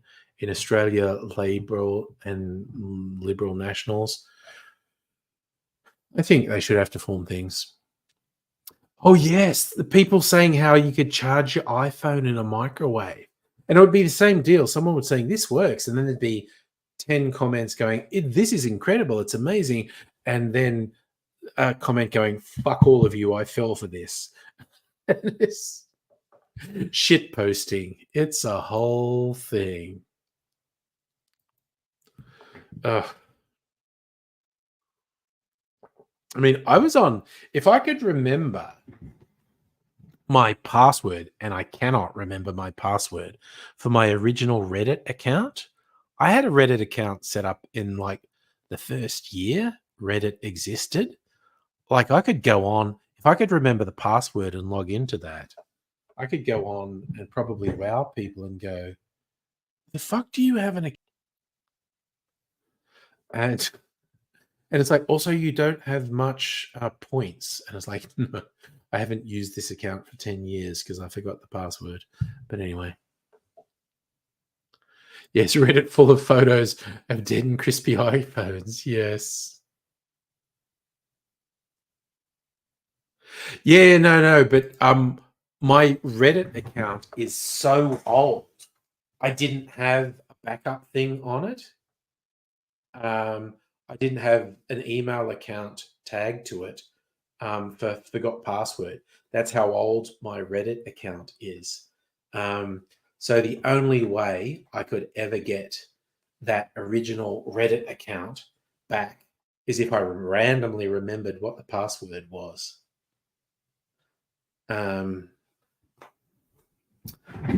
So yeah, I joined Reddit back when they didn't have multi-factor authentication. Justin, the fucking ACT Liberals may as well declare independence from the Nationals because they'll never get power otherwise. You have a usual flight sim joke versus answer. How do you do this thing? Answer Alt F4.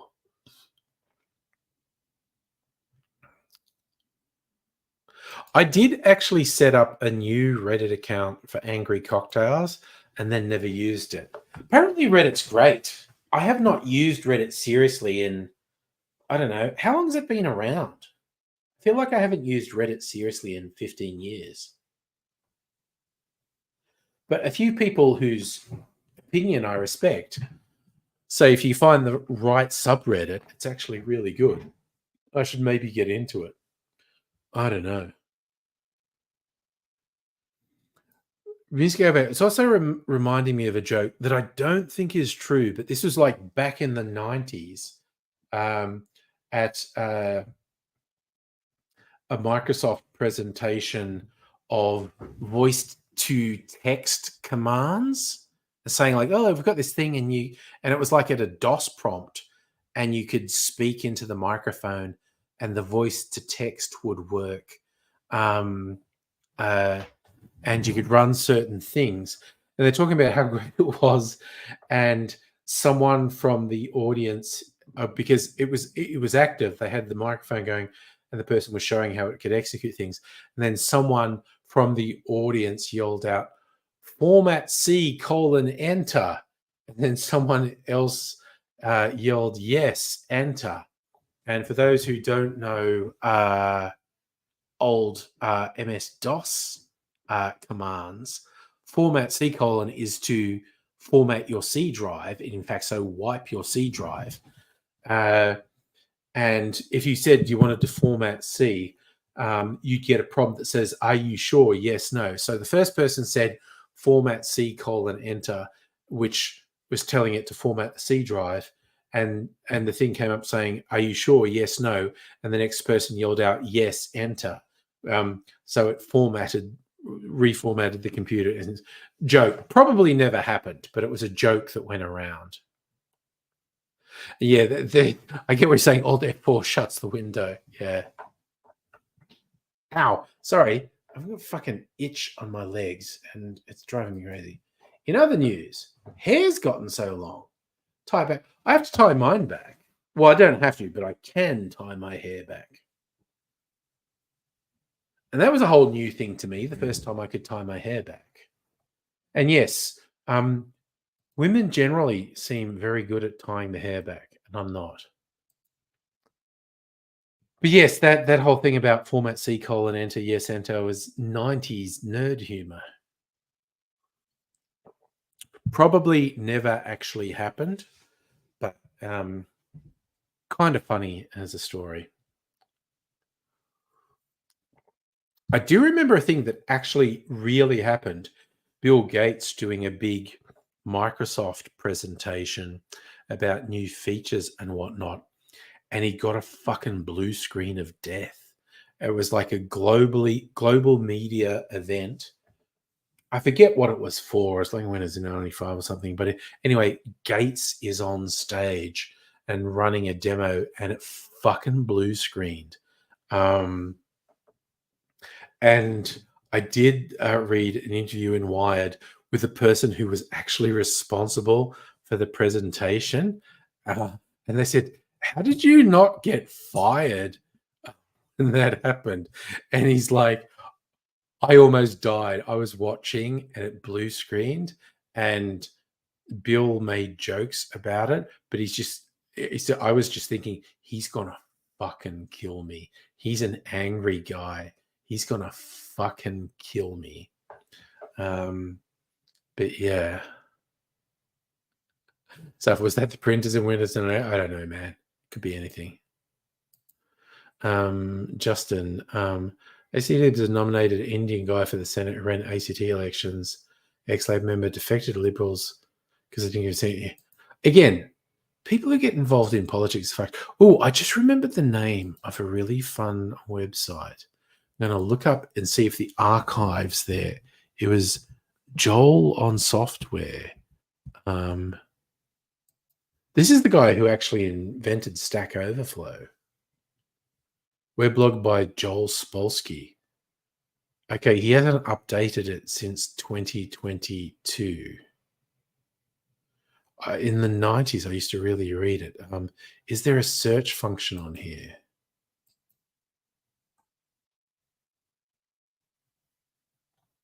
He had a great one. What I was hoping to see, his Bill G presentation. Bill, oh, what the fuck?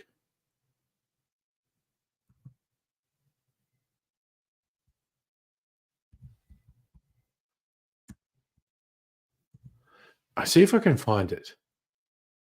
Yes. Okay. My first Bill G review. This is from 2006. This is a really good thing. Okay. This is fucking nerdy as fuck. Hi, Heine, by the way. Belinda Gates left because Bill Gates was fucking underage girls with fucking Jeffrey Epstein. So Strictly saying, what's this? Chris Capacea showed this up by connecting a scanner to Windows. It's talking about the start load the drivers and we've got a blue screen. Damn. Okay, but I'm going to do this thing. Okay, so this is from 2006. He goes, Excel had an awkward programming language without a name. They called it Excel macros. It was severely dysfunctional. Only thing that made it look reasonable, it looked great compared to Lotus macros. So this is talking about in 1991, he started working for Microsoft on the Excel team. He was a program manager, and he's supposed to come up with solutions to problems. And do something in the basic programming language. So he's negotiating with various development groups. Visual Basic had just come out. It's pretty cool. It's a misguided effort underway. Codename Macroman. They're doing object-oriented basic code. So saying like that was shit. Didn't want to do that. Sat down to write Excel basic spec. Huge document, hundreds of pages. 500 pages by the time it was done. And they had a thing in Microsoft they called Bill G reviews. Basically, every major important feature got reviewed by Bill Gates. He was told to send a copy of his spec to the office in preparation for review. It's basically just a whole ream of laser printed paper. Printed off, sent to his office. He had some spare time, started working on figuring out if BASIC had enough date and time functions, do all the things you do in Excel. And so there was a weird anomaly with dates, and he started working through date and time functions. BASIC uses December 31st, 1899 as the epoch instead of January 1, 1900. But for some reason, day's date was the same in SO as BASIC. So it's okay, that's weird. Went to find an Excel developer who's old enough to remember why. Ed Fry said, check out February 28th, 1900. It's 59, I said. Now try March 9th, it's 61. What happened to 60? So there's a whole thing about leap years divisible by 100, not leap years unless they're also divisible by 400. 1900 wasn't a leap year. And so there's a bug in Excel, and there's a whole thing, and it's real fucking weird. And so there's this extremely weird thing about dates and having to allow for it. And so he has a Bill G review. Instead of 11 or 12 layers of management, is a really direct line of reporting. So in his Bill G review, whole reporting hierarchy was there. And the job was to keep an accurate count of how many times Bill Gates said fuck. The lower the fuck count, the better. So Bill comes in, it's like, it's weird, he's there. Bill Gates is here. This is fucking weird. He's got my spec. It's really fucking weird. And then Bill turns and he noticed there's a handwritten comments on the spec. Like Gates has actually read my spec and he's written notes. And he's like, this is fucking overwhelming. And all through the spec, Gates has read the whole spec and there are notes. And he's going, this is fucking wild. And Gates started asking really hard, detailed questions. And then Gates gets to the tough question. Is anyone looking into all the details of all these date and time functions? Will they all work the same way? And Joel answers, like, yeah, except for January and February 1900. And Gates just stops. And all the bosses looked at each other and goes, how did this guy know about January and February 1900? And Gates goes, oh, okay, good work, and leaves. And he only got $4 out of Bill Gates. And everyone, after Gates left, everyone goes, that's the least fucks Bill has ever given in one of his reviews. And they say to him, he doesn't actually really want to review your spec. He just wants to know that you understand shit and you've got it under control. And that's kind of funny. A Bill G review, and he only said fuck 4 times, and that was a victory. I just find that really humorous. Just real nerd shit.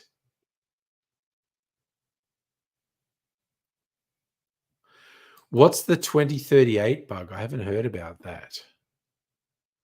Oh God, do you remember that whole Steve Ballmer doing super fucking weird ranting at Microsoft developer conferences? Steve Ballmer was a crazy dude. Is he still alive? Has he died? Now I want to look up Steve Ballmer.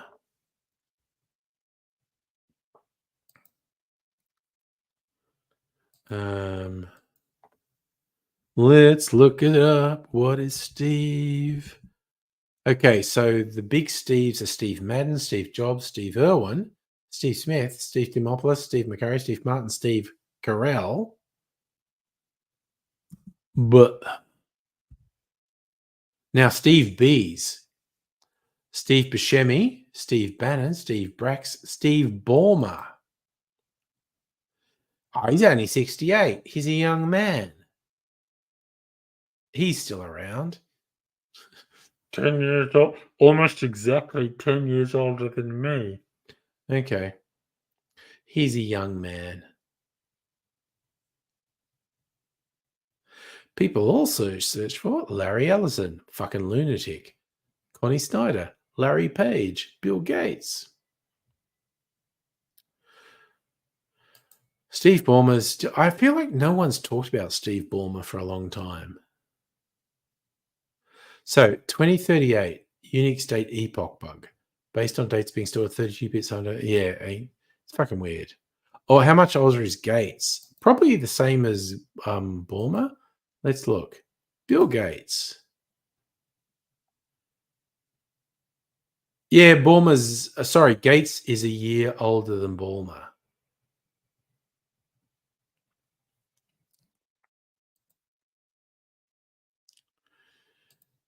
Most computers still use Unix style dates. There you go. Louis, last time people were bringing out McDonald's started giving out free. Don't even know what that's in reference to. Yeah, they're only a year apart, which is really interesting. Gates born in 55, Bulmer born in 56. They're basically the same age.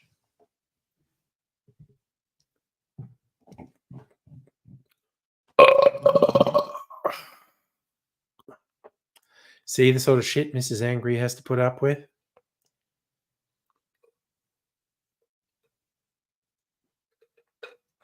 I can't just burp. I have to make a whole thing about. Oh, Luigi, you were talking about Y2K. Okay, Y2K was a real thing, and the reason we didn't have any problems was because of the amount of work that was done. But also, consultancies were fucking scam artists and did rip off big corporates millions of dollars for stuff that was definitely not necessary. It was so hard to get a job for a couple of years after Y2K because all the corporates were so pissed off at IT departments who made them spend money that probably wasn't necessary. It was a complicated issue. But yeah, it was pretty interesting at the time. Some tech people were pretty sure it would be the apocalypse and were being like mad preppers and whatnot. And it was like, it was a big issue, but it was a solvable issue. And yeah, it was just a whole thing. It was a thing. Okay. Safa, you haven't asked me recently how Tim Smithed I am. At the moment, I think I'm fully Tim Smithed, as in, I should definitely not be in a car. I was really tempted to pour myself another freezer martini, but I think instead I should have some more non-alcoholic drinks.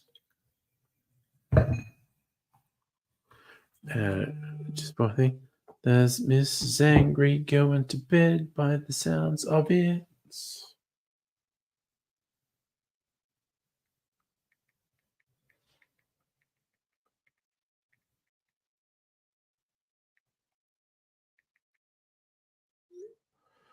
Actually, excuse me for... Yeah, big question. Safa, where's Pat? I'm thinking of the old Rick and Morty thing. Oh, here I go murdering again.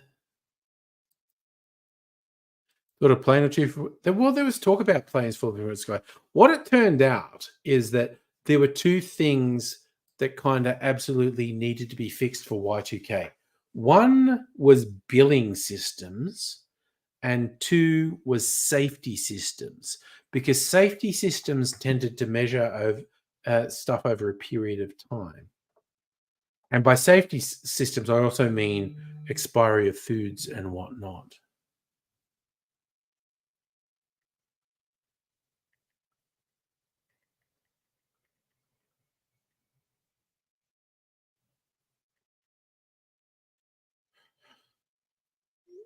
All right, I am going to disappear for a really short time, but I will be back.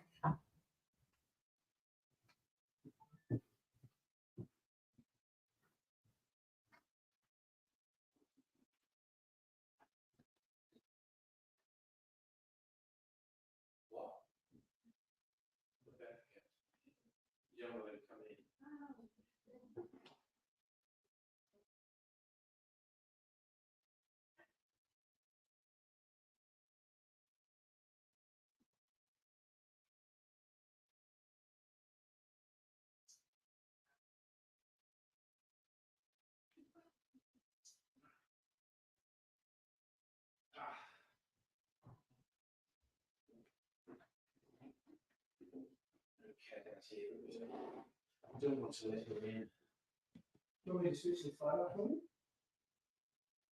Do you want me to switch this off so you know? All right, you're very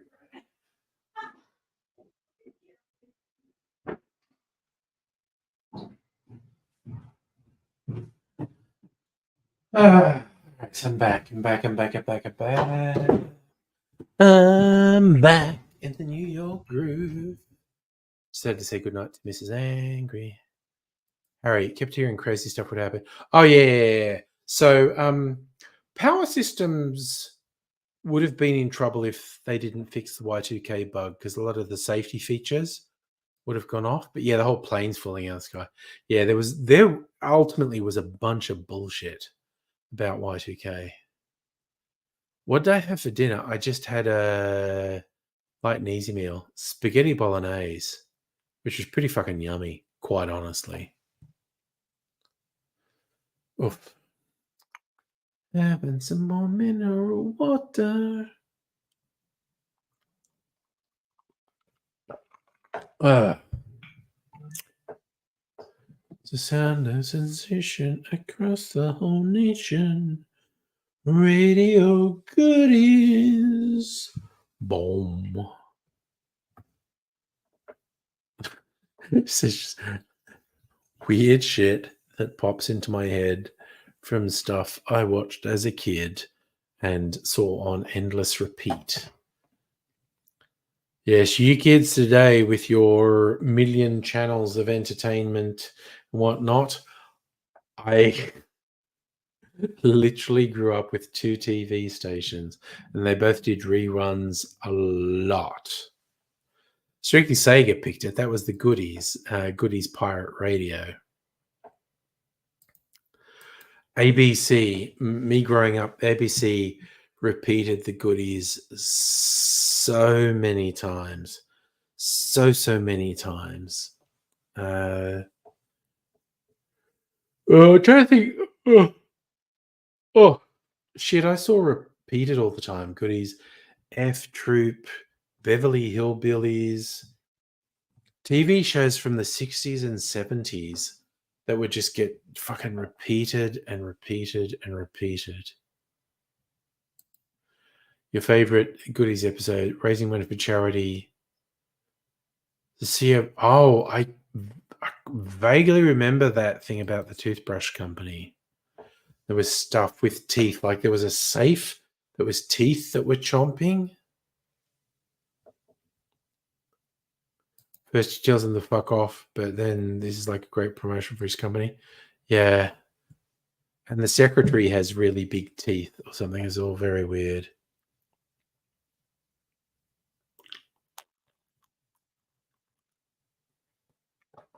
I don't know. I like so many of the Goodies episodes, like Kitten Kong, or the Welsh Ice Dead Pod episode. John Pertwee, aka Doctor Who, as a fucking Welsh druid. Oh, the walking event. Wasn't that like they had the mechanical walking thing?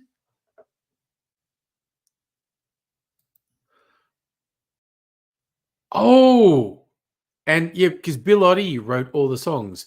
The bouncing thing, everybody bounce, bounce, bounce, come and do the bounce, bounce, bounce. I think all the music was written by Bill Oddie.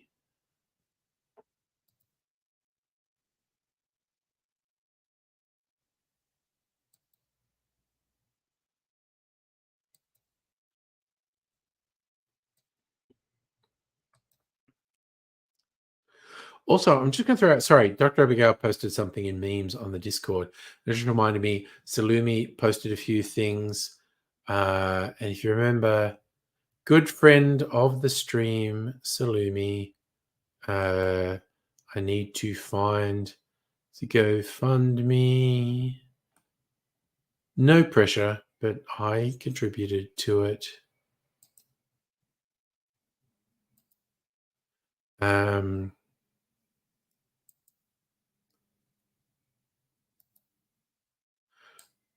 Just gonna put it in here. No pressure, but Salumi being, oh for fuck's sake, a very awesome person, raising for their top surgery. That's the link. So Shriki Seg, we're saying about the Goodies. When the goodies get to South Africa, there's a cop chasing him, goes over crosswalk. I jumped from white light to white light. They also had a whole episode about South Africa and apartheid, which was pretty funny. And when South Africa couldn't discriminate against black people anymore, they discriminated against little people, anyone who was under a certain height. And Bill Oddie was the shortest of the goodies, and he was the only one who fell under the height. And so it's like Bill Oddie led the revolution of the jockeys against the big uns and the little uns.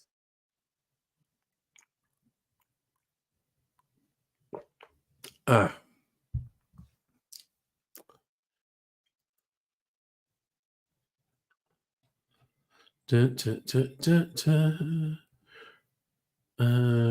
is another meme?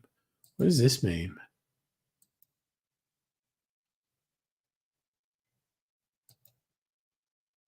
All right, I'm going to share this meme. Who put this in the Discord? Dr. Abigail. I'm going to try and show this meme. What is it? It's this. Okay. So, person says, you want hair extensions? I want to surprise my husband. Super. What do you think? That's fantastic. Honey, I'm back. Nap time. Perfect. Babe, wake up. What? Oh, God, you're finally awake. You've been asleep. You've been asleep for 2 years. That is the best reason to get hair extensions, to fuck with your significant other and make them think they've been asleep for 2 years.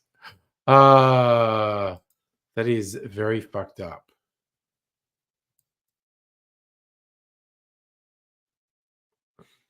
I don't know. I get the whole thing about, oh, you can't do that now, but Jesus Christ, there's a lot of really hateful and bigoted comedy these days. And the goodies were actually relatively progressive. You look at a bunch of their jokes and you just go, yeah, that does not hold up, dude. But product of their time and all that. But I feel like the same mentality for the goodies could work today. It's just if you had the mentality of the goodies today, the humor would go in slightly different ways. For what it was, like stuff in the 70s, the goodies humor was actually quite progressive. I did see like a webcomic on it recently with some, it's like some right-wing fucko going, oh, Blazing Saddles could never get made today. But if we lived in a universe where Blazing Saddles had never existed and someone released Blazing Saddles today, that same right-wing fucko would just go, oh, Blazing Saddles is woke garbage. Because Blazing Saddles was incredibly aggressively anti-racist and very actively mocking white racists. I was very disturbed and disappointed because I did see a thing with, even Mel Brooks going, oh, I couldn't make Blazing Saddles Day, which is fucking stupid. And I did see a cringy as fuck quote recently. Harry Shearer, who's one of the main voice people on The Simpsons. In recent years, The Simpsons has gone, we shouldn't really have white people doing parody voices of non-white people. We should actually get someone, whether it's Apu or Dr. Hibbert or something, and get someone who's actually that ethnic group doing the voice. And Harry Shearer actually saying really fucking cringy shit about, oh, Simpsons has been kind of woke for a few years. It's going, dude, you're just a fucking boring old cunt. That's what's actually happening.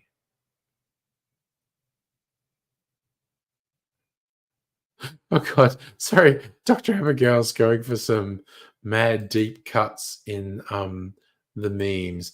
Okay, I love Ship of Theseus jokes, so I'm gonna do this one. I write fiction where Theseus and the Minotaur fall in love, And then someone else takes my fix, swaps out the labyrinth for a coffee shop setting.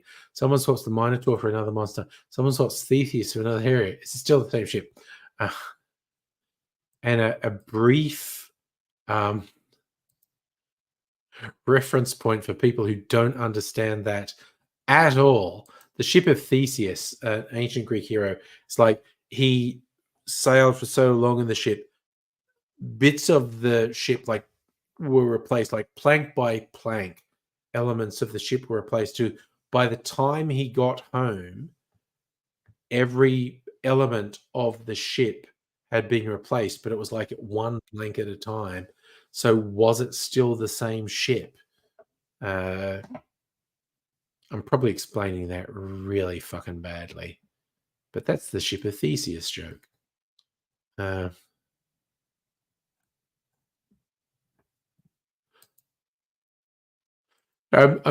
now just going to share all these memes because I'm too tired to think straight. So let's just share memes like this one. Your thoughts dwell in your mother. Thoughts dwell in your mother. Ooh. Okay, I like that because I just like your mama jokes. Your mama jokes. So funny. Okay. Dr. Abigail's going hard with the memes.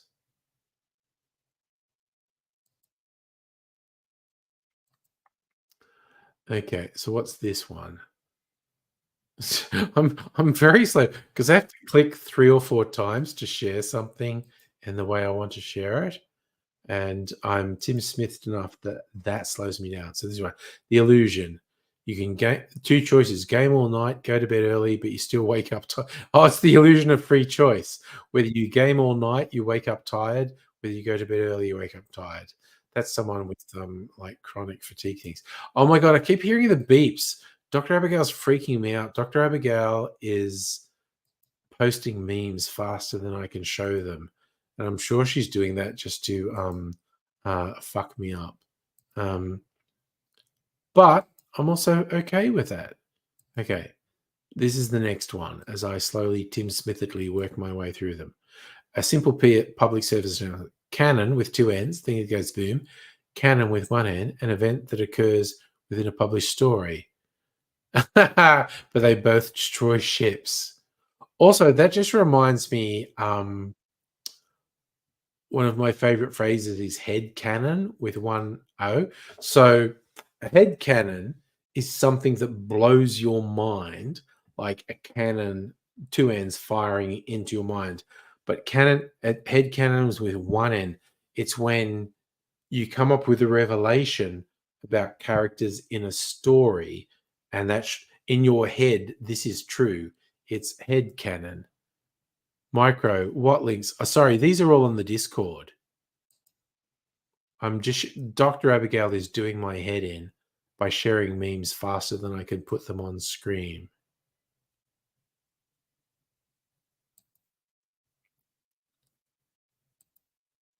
Oof. Okay. Strictly Shaggy shared this one.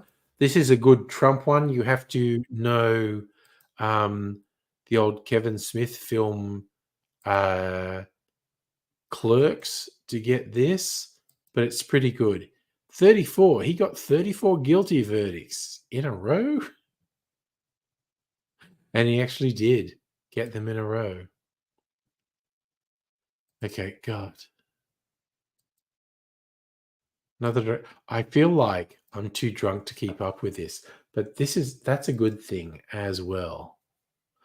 Did I miss the Tolkien one? Yes, Harry knows what that is, the 34 dicks.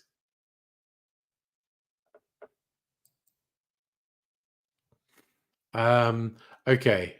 But okay, I'm gonna share another meme. It's this one. Generally hears this, but the phrase is self-care doesn't resonate with. Try calling it system maintenance. If you don't schedule time for maintenance, equipment will schedule it for you. That is a good sort of nerd thing. And Dr. Abigail says, I missed a Tolkien meme, so I best go back and find it. My excuse is okay. This is actually kind of this is a fucking meta nerd joke.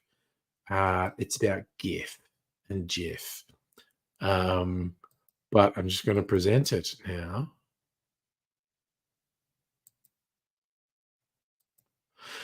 Tolkien comes back and says it's pronounced Jandolf, and then promptly dies again.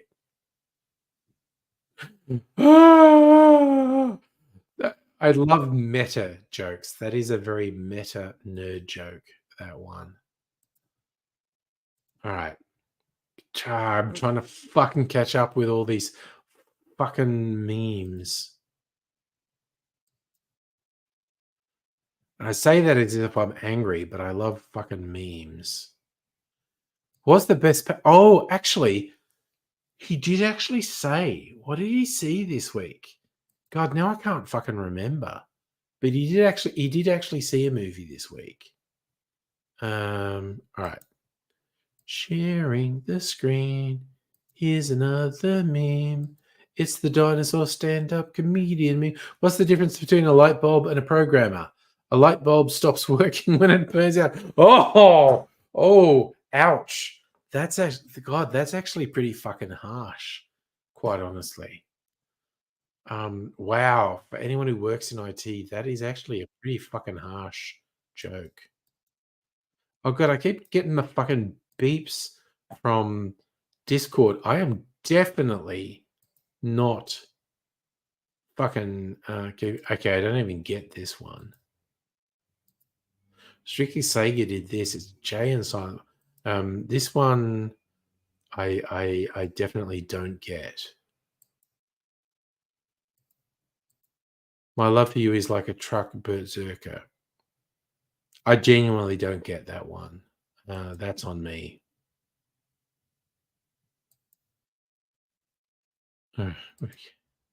Something about create password. I might actually use this one at work. Let me see. What is this? Creating a password. Cabbage. Sorry, the password must be carried. Pork cabbage must contain. Now I'm getting really pissed off. Yeah, okay, I've seen variations of this one. Password's already in use. So it's, yeah.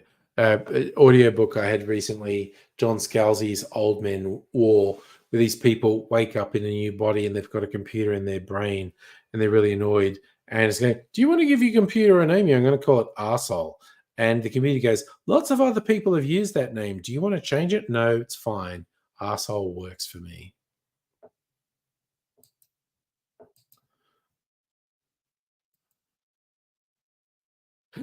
Sorry, this is a friggin' awesome dad thing. Okay, this is a good one.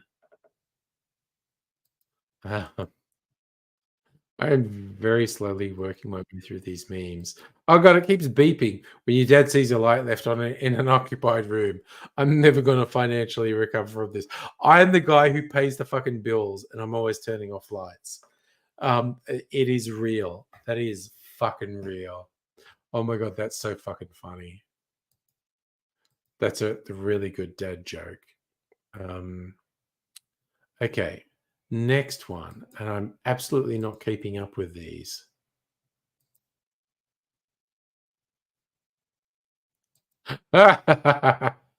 Sorry, we've got a couple dad jokes happening now, which absolutely works for me.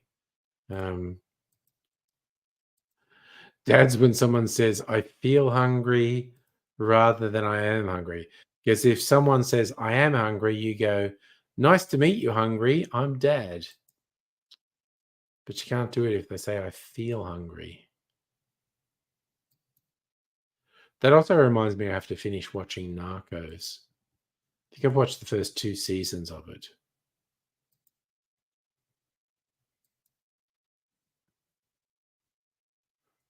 Okay, I am going to go. I don't fully get this one. Is this something about masturbation? I'm all for masturbation references. Force my hand. I cast pre-nut confusion. All right.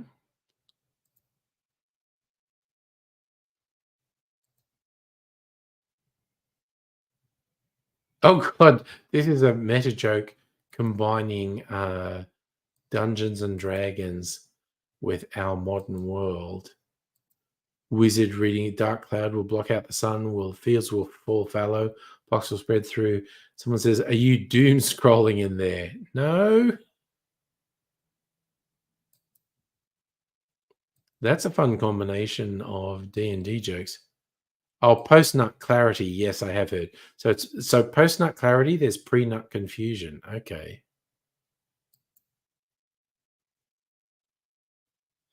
Hannah, I agree. Hi Hungry I'm Daddy's peak comedy. I absolutely agree. God, I'm just grinding my way through these fucking memes. I can't. Oh, I'm actually. Actually, this one's good. Thank you, Strictly Sega. We've got an OnlyFans meme.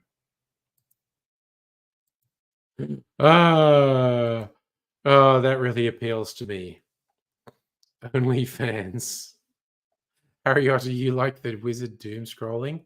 I kind of like that one too. I have to admit, Strictly Sega, I really like this OnlyFans meme.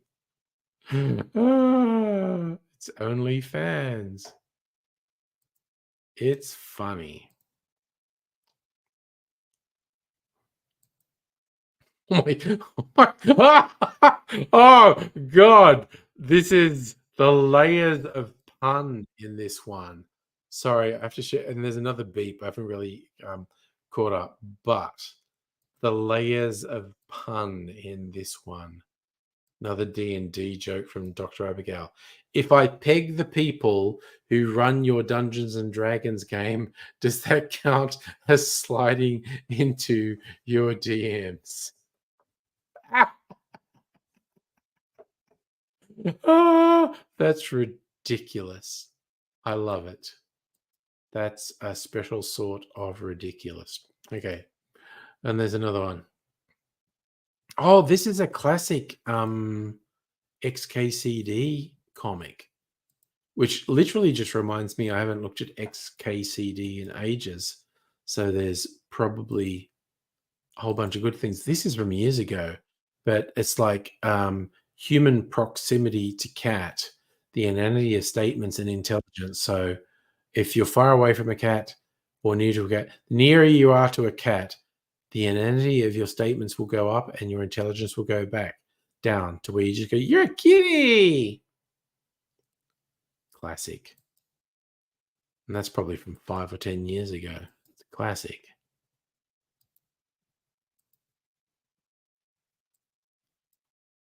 Oh my God, what is this one?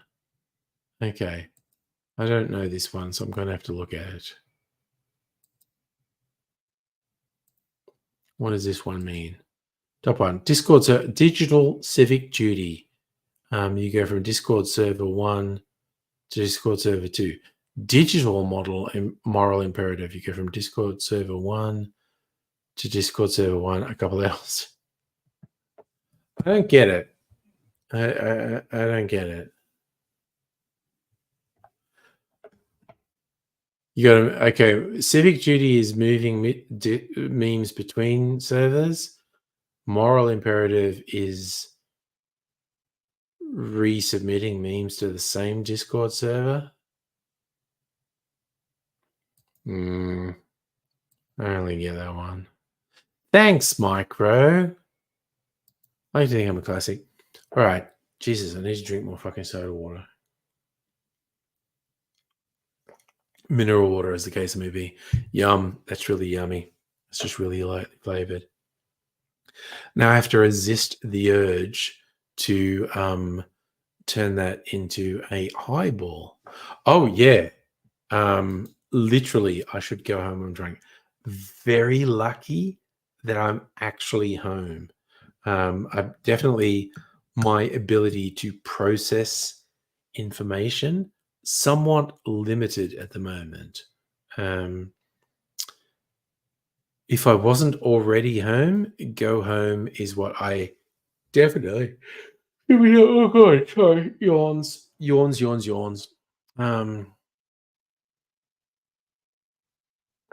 Okay, I have several competing thoughts in my head.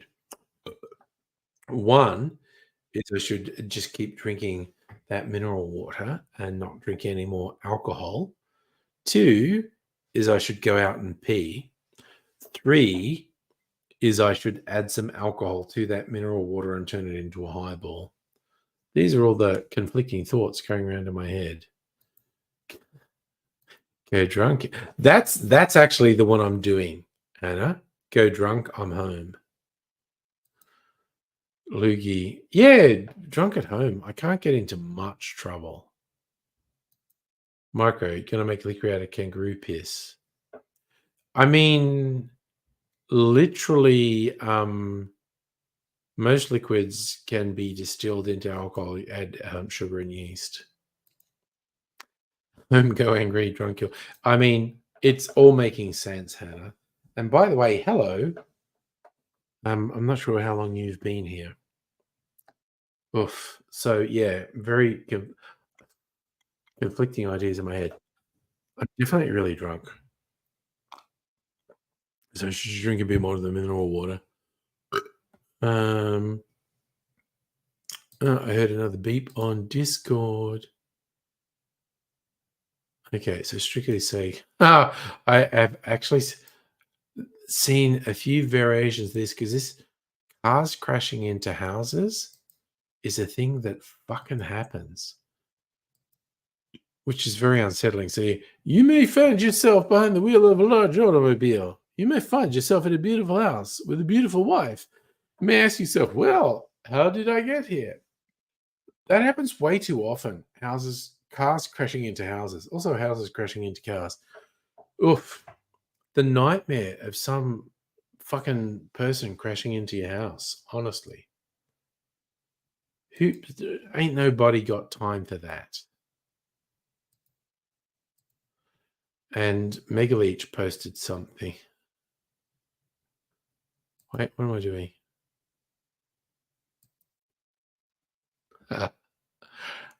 One of the I'm going to tell my kids memes. This one from Megaleech. I'm going to tell my kids this was the war with the Y2K bug. I mean, yeah, from a certain perspective, it was. What do we got? Another one from Doctor. Oh God, it's too much. They just keep going. All right, what's this one? Trying so hard to keep up, but it's a struggle. I'm starting to feel the generational divide. Why do people run up and twerk over me when I die at Halo Infinite? Oh, is that like Zoomers not understanding teabagging? Is that what it is? Zoomers don't know teabagging and they think it's twerking? I think that's what that is. Another one.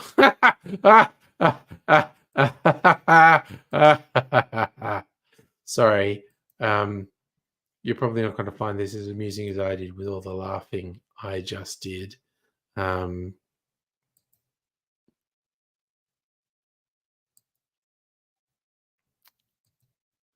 Instead of Meta, it's Jar Jar Binks presenting Misa.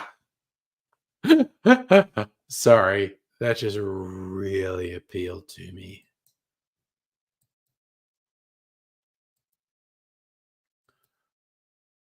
Oof. And another one from Dr. Abigail. This one, I think I know this one, but I just got to load it. Dun, dun, dun, dun, dun. Astronauts. We did it. We hit the edge of the universe. Yeah. Aren't you excited? Yeah. It's just there's nothing to look forward to. You dedicate your whole life to a pun? Yeah. But that's all behind me now. Multiple puns. I love puns. That's good. Nerd puns as well. My God, and there's another one. What's this? Oh God, what the fuck? Okay. This is a weird niche one, I think, but let me look at it properly. Frank Herbert's How You Doing? Oh, they're doing that. How you doing? Ah, that's stupid. I love it. I love the stupid. I love stupid. Oh my god, it's still going. What the fuck? Fucking badges. Okay. This is old school.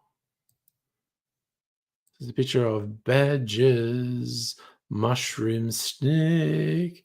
And someone's saying, I have no idea what's going on. Congratulations. We've reached a period of time where there's a generation that doesn't remember the first memes. But memes change so fucking fast. You're doing like a 10, 15-year-old meme. Of course, people don't fucking get it. But there you go. Megalich is often around, but not on stream. I'm going to watch, Disco this weekend with Mrs. Angry, either on Saturday or Sunday night. Hannah, your favorite thing was gummy lollies brought out 99 called Y2K bugs. Nice. And you're right, Luke. Gamer culture gets so fucking self-respective. But Mega Leech has been around. Me and Mega, we've been sharing messages on the Discord from time to time. It's the whole thing. Mega Leech has actually nominated my next audio book, which I just started today, actually. Fuck off. My fucking phone is doing weird shit. So the current audio book is Pushing Ice by Alastair Reynolds. And I've just started chapter 1. It's really funny. Like I said on Discord, someone told me a book, and Megaleech told me a book. I went, okay, that's the one I'm going to get. And I went and got it, and it was actually free with my membership on Audible. So score. It was the one I was going to get anyway. Turns out it's free. But I have a whole bunch of credits I have to use. I am reading a couple of series, and I could just keep reading the series, but I was trying to diversify a little bit. So yeah, anyone who wants to recommend a book, fiction or non-fiction, I'm very open to it.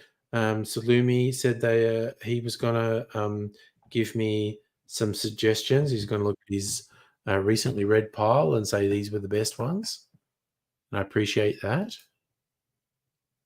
What's this? Oh God, what do we got? I've actually missed a couple. Okay. Oh God, this is okay. This one is a fucking car nerd joke, which I just barely get.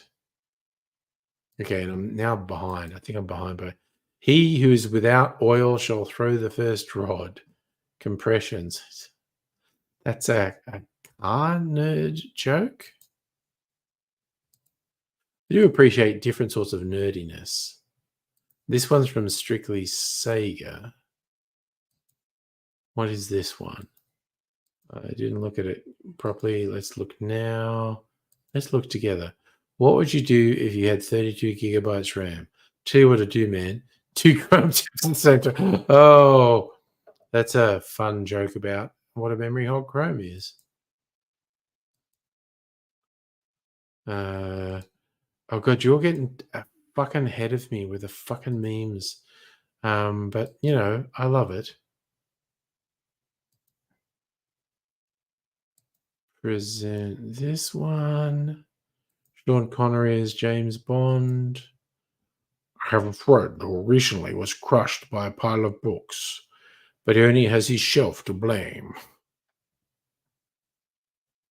You have to know how Sean Connery spoke as James Bond for that one. Okay, Micro, like you joke about Mein Kampf as an interesting read, but I literally remember back in the day, someone who said, I felt like I should read Mein Kampf just to, have the context. And but I don't speak German, and the only copy of Mein Kampf in the German, the only copy of Mein Kampf in the local library was in German. So then I also got a German phrase book to try and understand it. And you'd be surprised how rarely Hitler wrote, "Where is the nearest bus stop?" in Mein Kampf. So keep hearing Discord beeps. It's doing my fucking head in. Oh my God. Okay. Puns. I love puns. So I am absolutely on board with this one. It's is, isn't, was, wasn't, is, isn't. Puns. You'll always get me on board with puns. Okay, what's the next one? It's about the trash can. Okay, so present. Loogie, you're in the Anarchist Cookbook. Nice. Okay, what's this one? Trash can. Love, where's the trash can? Under the sink. Wait, I'm not married. It's actually an ibis, or as we say in Australia, a bin chicken looking for the rubbish bin.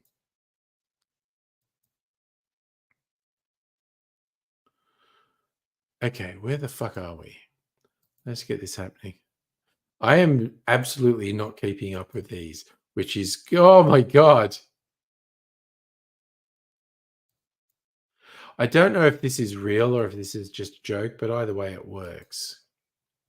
This is from supposedly a billboard in the UK, the Conservatives saying, "We plan to cut all homeless people in half by 2025." And yes, homeless people cut in half by the Tories. I suspect that wasn't a real billboard, but it's still funny. All right, okay, the next one.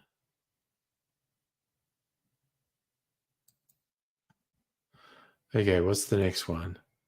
We're presenting memes and memes and memes.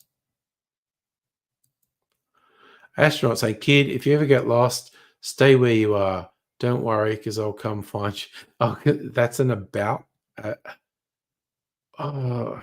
Among Us. Let's say about us. I feel like that's an Among Us joke.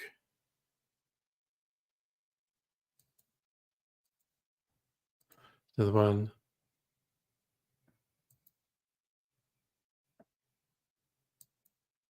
Okay, sorry, I'm getting this one. I'll share this. Oh God, where are we going? Okay.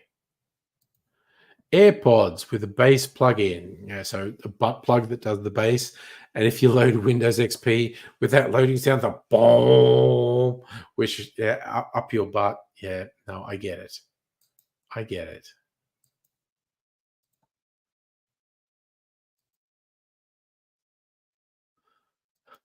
Okay, I think this is a nerd gamer joke, which I'm not completely on board with. An elegant weapon for a more civilized age. I think that's a Warhammer joke. I've never played Warhammer and I don't know anything about the lore, but I think that's a Warhammer joke. Jesus Christ, the fucking memes just keep going. Dr. Abigail's trying to do my head in with how drunk I am. Anarchist Cookbook is a piece of shit. Well, it's God, when was it written? Like 50 years ago?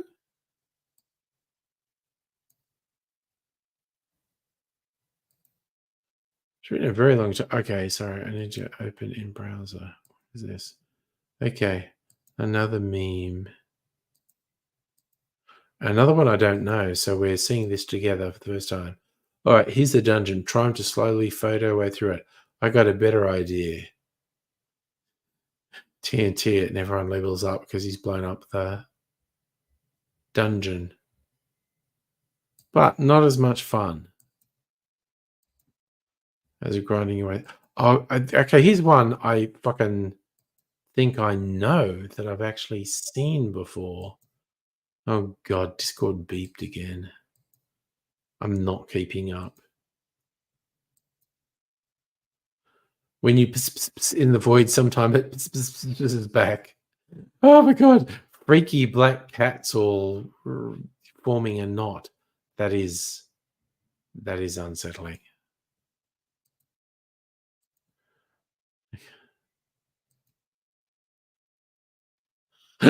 Sorry. uh, um, okay, I feel very weird when I start laughing before I show something because I've seen it and you haven't. But this one, please have ticket or ass ready. It's obviously meant to be pass. Ooh, I hope I got my ticket. Otherwise, it's my ass. Ah, it's a good one. Oh God! Again, okay. Nerd puns. This is a maths nerd pun. This one. Um,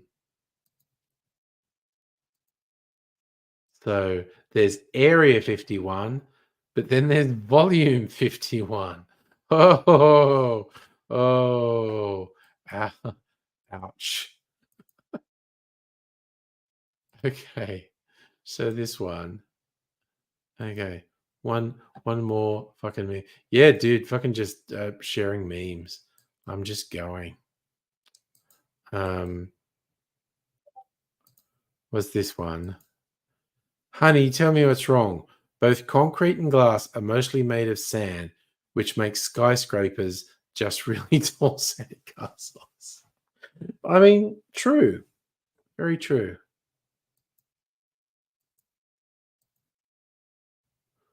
Oh god, what is this one? Oh, oh my god. Okay, I've seen this type of thing messes with my fucking head, but I'm going to share it with you so it messes with your head too. So it's a fucking grid, and across here it's like how Gandalf are you, how Gimli, Gollum, Legolas, Frodo. Down here, Gandalf, Gimli, Gollum, Legolas. So if it's Gandalf, Gandalf, right? But if it's Gandalf, Gimli, it's Gandalf and Gimdolf. But yeah, Gimli is Gimli. Uh, I can't even do it. This is just fucking with me. You all should just go and look at this one on the Discord. That's the biggest one I've seen. Ooh, that's what she said. Most of these grid things I've seen aren't actually 5x5. They're like 3x3. But oof, that's doing it. Oh, sorry. Big yawns. Big yawns. Sorry, excuse me for that. Oh, it's only 11 o'clock. I got to keep going for ages yet. Ooh, okay. I caught up on those memes, which was, oh my God, more than my brain could fucking handle. So, Hannah, you've seen an ads for Vegemite 2-minute noodles. I mean, that might not be terrible because you're talking to a man who did Vegemite vodka, which honestly is bad. But like, there was Vegemite chocolate for a while, and that just tasted like salted caramel. Hey, Jackie fucking Chan. I haven't seen you ages. You're worried about the future of democracy. He's not going to get sent to prison, dude. And he may or may not win in November. Who fucking knows? Um, I worry for America and the world in general if Trump wins the upcoming election.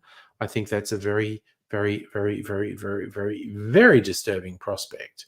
Also, I feel like I haven't seen you for ages, so hello.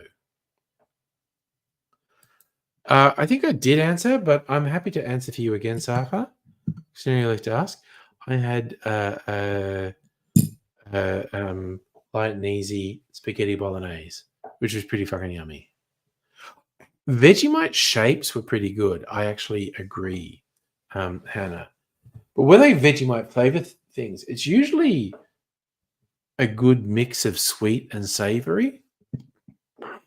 Like there was a gelato place in Carlton on Lygon Street that had Vegemite gelato, and it just kind of tastes like salted caramel gelato.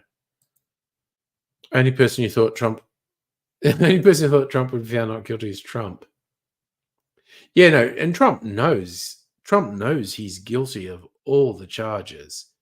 He just thought he could bluff his way through it. Like Trump was one of the most obviously guilty defendants in forever, but it was still mildly surprising that the jury unanimously found him guilty on all 34 charges. It was wild. Yeah. Weird question, Safa. And Hannah gives the obvious answer. Why does Big W sell a lot of lollies? Because you sell them and make lots of money. You need a morning coffee, Micro. I don't blame you. Oh my God.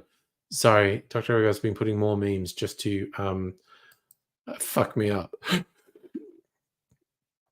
All right. This is a common or garden pun, which I appreciate, but is also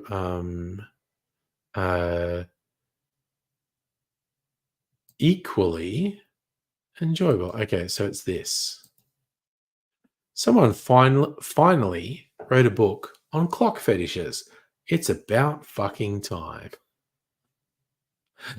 Because words mean more than one thing.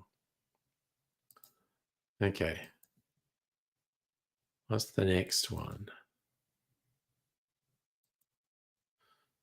Okay, next meme. No, that one. Why are the wise wizards and witches in the party always posh British people, never like an Australian mage? Rogue. The artifact we stole appears to be celestial in origin. Outback mage. Too fucking right, mate. Outback mage goes, Struth, this place is chockers with ripping material components. Casting spells is going to be a piece of piss. Magic shop attendant dribbling. Sir, I don't speak extra plain languages. Please just buy things and go. It's another fun thing with all the modded Red Dead Redemption servers I've been watching on Twitch. There's a bunch of Australians on them, which is really fucking funny. Oh, okay. This feels like a joke from a couple of years ago, but still relevant. We share this. The spread of COVID-19 is based on two factors: how dense the population is and how dense the population is. Very, very, very, very true.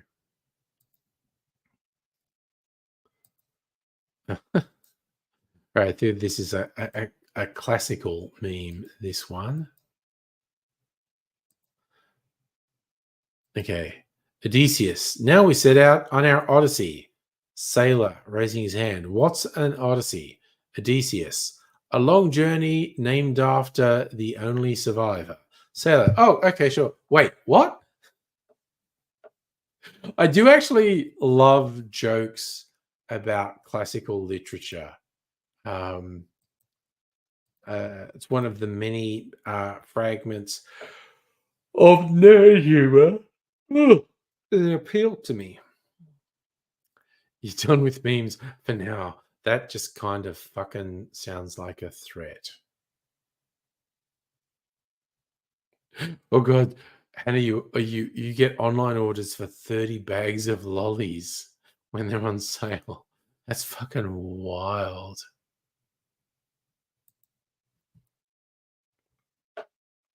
But also, I thoroughly appreciate someone who looks at the online catalog and goes, those are half price. Fuck me, bring me a whole truckload of them. I'm kind of on board with that extremity. I know. I love to be threatened with a good time, Dr. Abigail. Thank you for threatening me with a good time. Because that's at the level of and drunkenness I am at the moment. That's about the maximum I can cope with, clicking my way through a succession of memes. That is about as much as I can manage. So it's just keeping me happy. Oh wow. You have a lady obsessed with giant Freddos, bought 8 boxes. 8 of those shelf-ready box. Okay, that's fucking wild. Okay, and for non-Australians, Freddo is a frog, a chocolate frog. So a normal Freddo frog is this big. So giant Freddos, I know I've seen ones that are about this big. So yeah. Do I have any advice for meeting women? Gosh, speaking as someone who hasn't had to go out dating for 20 years, um, my big advice, and this might sound like I'm taking the piss or joking, but I did like internet dating and whatnot. Number one rule, don't be a fucking dickhead. It is absolutely astonishing if you follow that one rule. Don't be a dickhead. You are ahead as a man, you are ahead of 80 to 90% of your population, of your competition. Because I swear to fucking God, 80 to 90% of dudes on dating or hookup apps is they're fucking dickheads. So if you're not a dickhead, you're ahead of them. And that is also a good general rule, Dr. Abigail. Go out in the world and meet people. But yeah, also don't be a dickhead.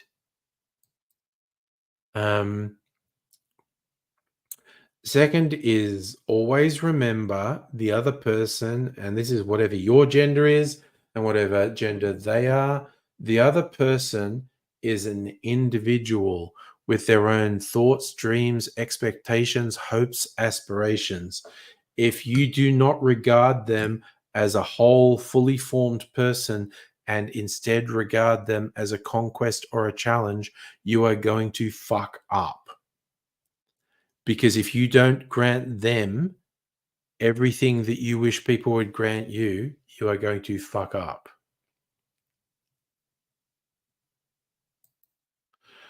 Megalich, we went to Tokyo, took a bunch of Freddo frogs to pass out to retail staff as thanks. Strawberry ones with the I like strawberry Freddos. No, we're all okay. We all want Freddos. Do I have any chocolate? I don't think I have any chocolate in the house because, I maybe shouldn't. Another thing, if the women aren't interested in you, just leave it. It's not a challenge. Not playing games. They're just not interested. Move on. Yes. That's why being a lesbian is hard. Used to high standards. Yeah, I get it. Yeah, no, okay, now we all want chocolate. I don't think I have any chocolate. I have some ice cream.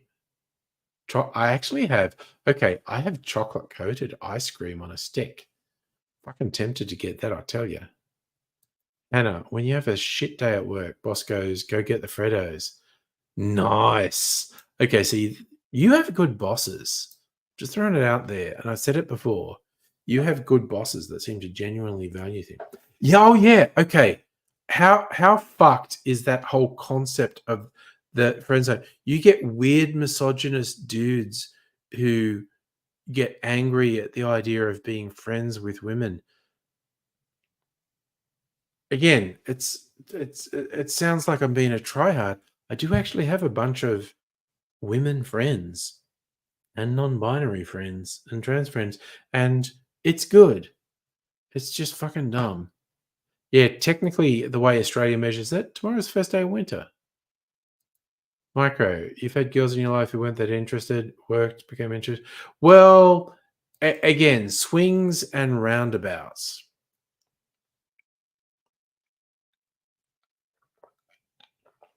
There's not Okay, there aren't really absolutes in human interpersonal relationships, but I will stick with don't be a fucking dick.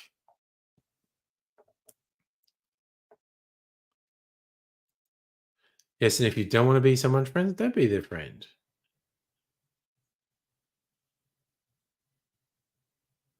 Oh yeah, no, Jackie, and I get, yeah, friends are friends. It's good, but yeah, and I get what you're asking, like how to meet people, and as difficult as it can be, like get out into the world.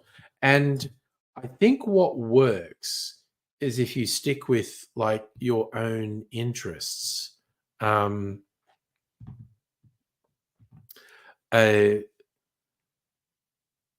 Try and find things that cater to people who have the same interests as you, and then you are more likely to meet a person who has the same interests as you, and you have that connection point.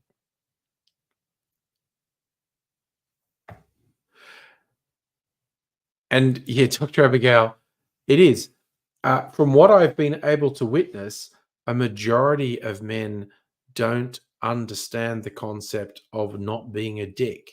So if you can master it, and I swear to God, from what I've seen, you're not ahead of half your competition.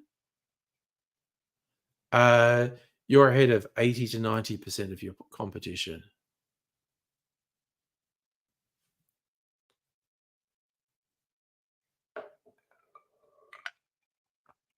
Um, so it's remarkable how much that puts you ahead. It's really fucking weird, honestly.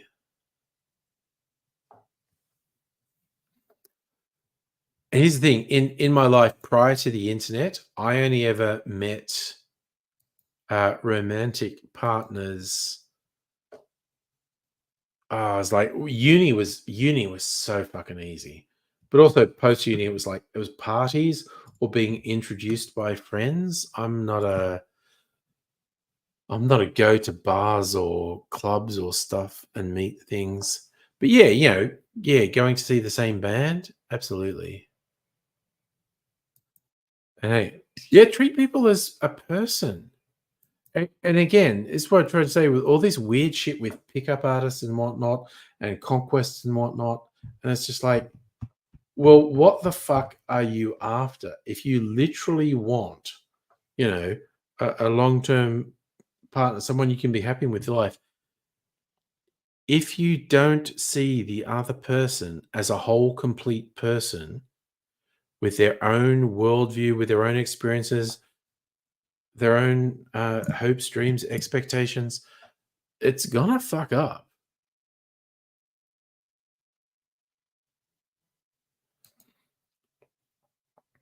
Is dating a competition? I know it can be, but yeah, and again, it's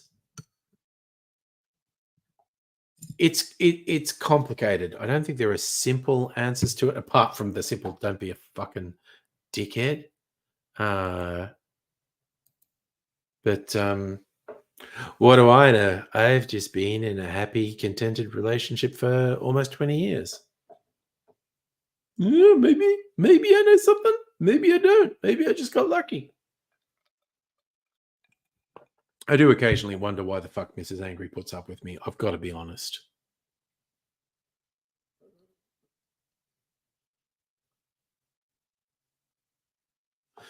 Honestly, speed dating's not a terrible idea. I have done it in the past. It maybe won't work, but it doesn't hurt to try. Like, no, we're not married. We've been together for over 19 years, though.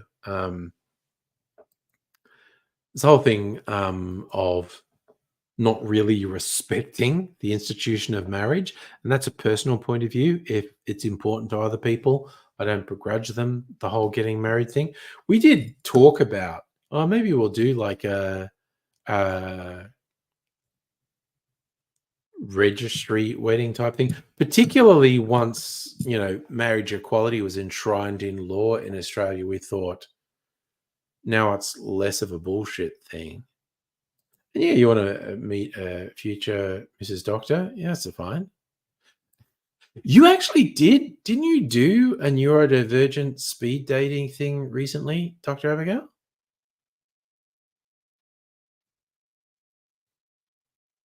I love that about you and your brother, Marco. He has the initial appeal to people, but when after time, you're nicer. Oh God, sorry, Annie. You've actually been searching the internet for Freddo frogs while we've been talking. 64 Freddos for $25. That is fucking wild. Now I feel kind of compelled to look at that. Because I have Amazon Prime.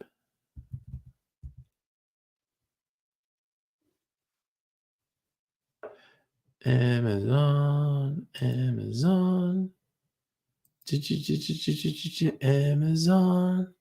Signing in. Am I signed in?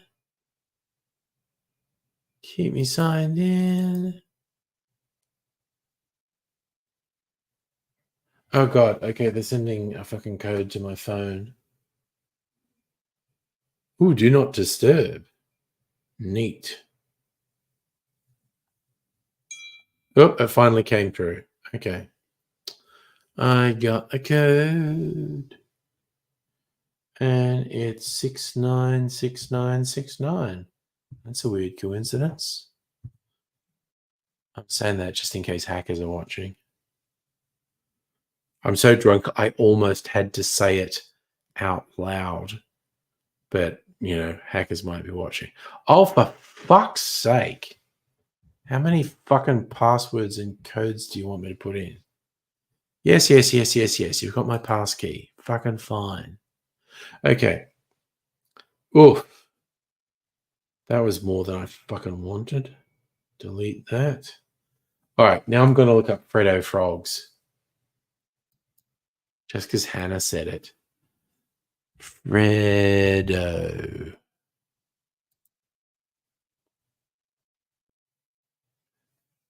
575-gram peanut M&Ms. Freddo.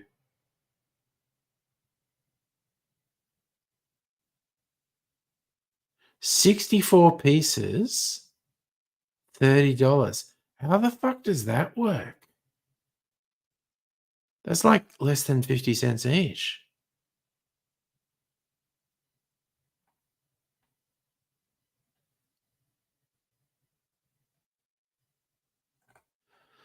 That's fucking wild. 64 Freddos for $30. I shouldn't be looking at that. Oh god, I used to be mad into Jolt Cola back in the days. You miss Jolt Cola. You want to get a slab of Jolt? When I first moved to Melbourne, so that's like 25 years ago, Jolt Cola was in all the 7-Elevens, 1.25 litre bottles. I would always get it. Yeah. Angry drunk by 64 Freddo Frog. I'm not going to, but it's fucking tempting. I want to try Jolt. Volt. There's a Coke brand Mountain Dew. Okay. Too much caffeine, like energy drinks, definitely fucking fuck people up. Yeah, if you search, you can still get Jolt Cola. I'm not going to search. Just not. I'm trying desperately to be a vaguely responsible adult human. And yeah, I just felt compelled to look up how absurdly cheap a bulk pack of Freddos is on Amazon. It's ridiculous. Is this true? Oh, I feel like I read a thing about how someone bought the right to do stuff under the name Jolt Cola. Ooh, a 300 pack of Biscoff. God damn. Okay. Oh, send you a giant box of chocolate. You do that. Okay, now I need to look up the giant box of Biscoff too. I'm just fucking doing this. Oh. Okay, if I can work out how to use a keyboard, we'll go Biscoff. What do we got here? Gotta see. Kitty Lish. That's not okay. Ooh, Biscoff spread. 380 grams of 750. 1.6 kilograms of Biscoff spread for $37. Here we go. 8x2 pack, 12 for $20. I mean, that seems like a good deal. 300 Biscoff for $60. Now we're fucking talking.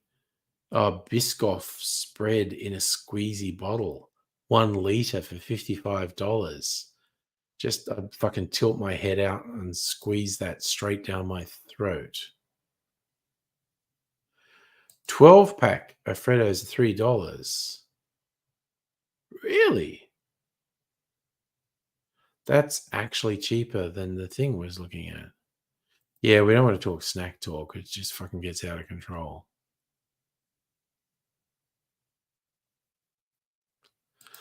The number one Australian chocolate snack is Tim Tams, definitely.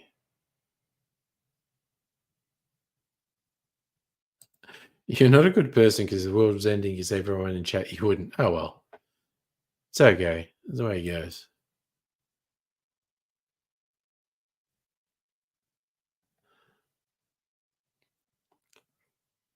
So okay, now I just want to look up Freddos and Coles.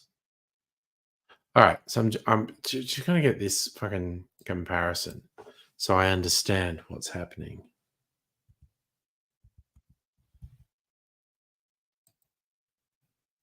Okay, so the bulk Freddo thing, 64 Freddos for $30. Okay, now I'm gonna look at Coles.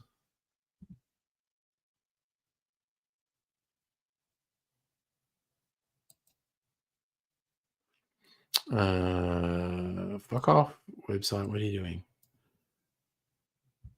Freddo at Coles. Half price. Okay. 12 for $3. So that's actually 4 for $1. And the Amazon thing is 2 for $1. So it's actually fucking cheaper at Coles because it's half price this week. Fuck me. Okay. Tim Tams and Chocolate Royals, or as you call them, booby biscuits. I do like shortbread as well.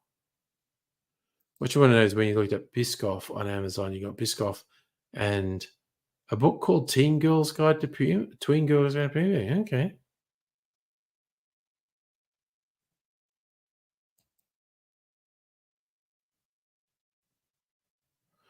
Okay, Lou, you're getting creative with your food. We're just talking shit snacks. You're going, got to make fish and rice. Got some tilapia chilling in the freezer. And I don't know if you have in the United States a place called Golden Circle Factory Outlet. I'm not familiar with that. You gotta feel like I need to pee again, though. What do we come out? 11:30, past 11:30. I don't know. I think I'm doing fairly well. It's a big question. What am I gonna do next? More freezer martini, or maybe make an old fashioned. So the factory outlet sells shit real cheap. 2-liter juices for $11.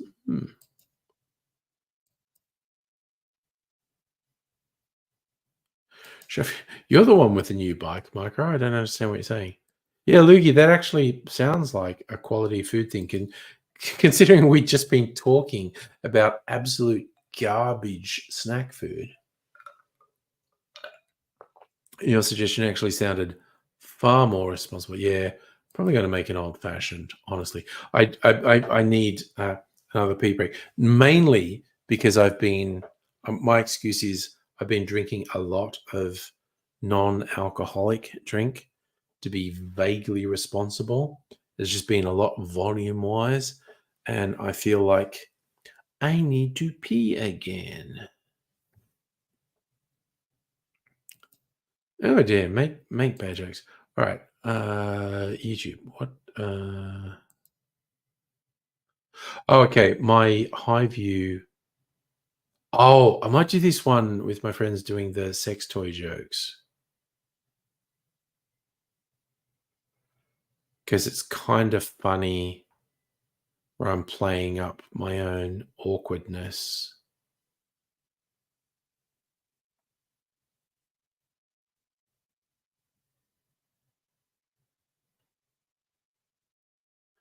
I think my most viewed video is like 6.7 million views, which is fucking stupid.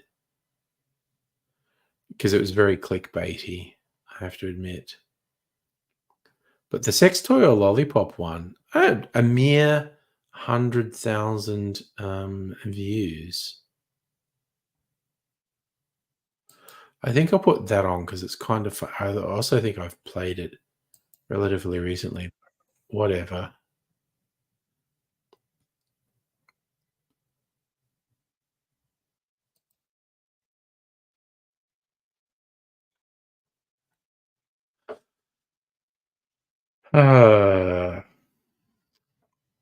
Okay, I need to go out. I'm going to go and get some ice and have a pee. You're playing Freddos in the morning. Apparently, it looks like Coles is the place to get the Freddos in the morning. Off to bed. Big day of travel. Oh, yes, because you were in Sydney. So, definitely. Okay. Rice is good with meals. Definitely.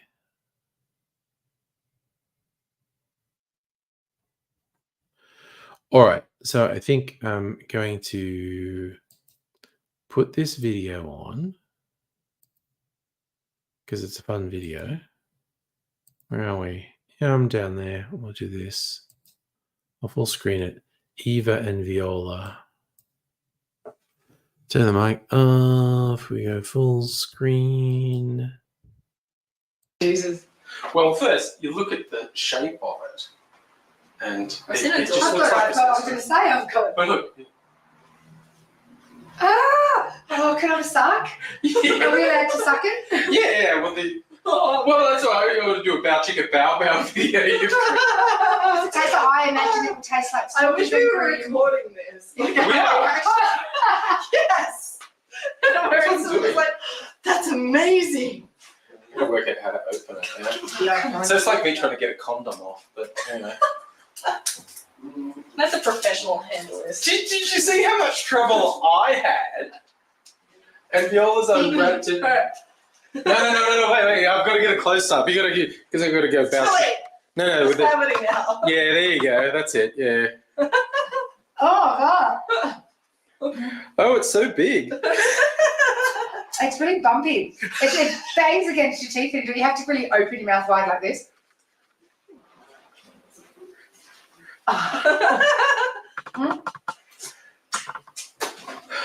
Weird. Here, you gotta go. Weird. I think you probably had most guys on board until you said it's really bumpy. See what I mean? See the bumps on your teeth? And then you go.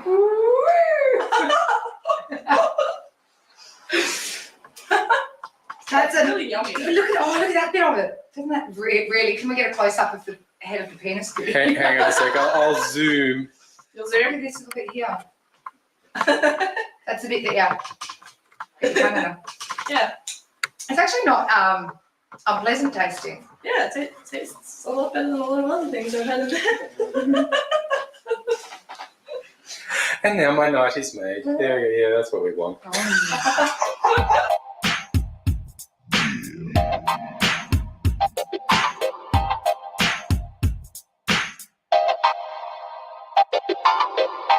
Seriously, with you two and something like that, who's the one who has to worry? Who's the one who has to worry where it's going to end up? Seriously. It's getting quite damp. It does, yeah. Oh, you don't really went into that. You could like,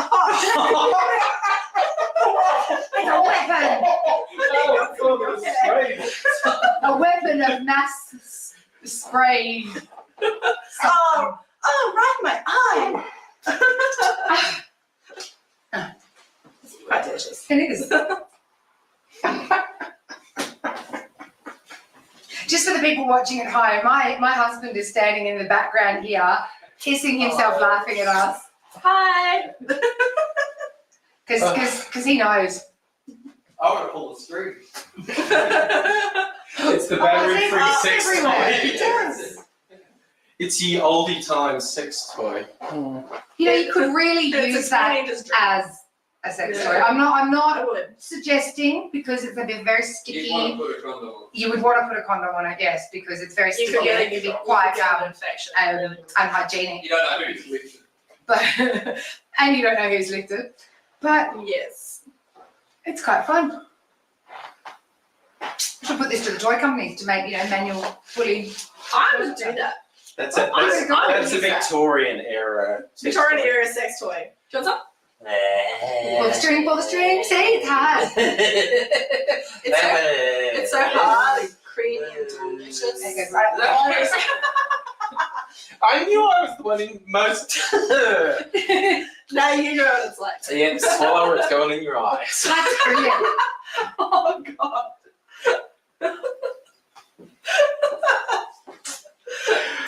I'll see you next time with more fun and fruity facts and fun and lollipops and licking later.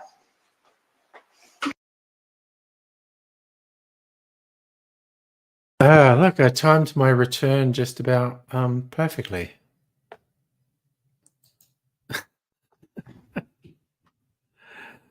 Oh dear. I know that was all a bit rude. Oh god, that was so fun doing those videos. Indirect kisses.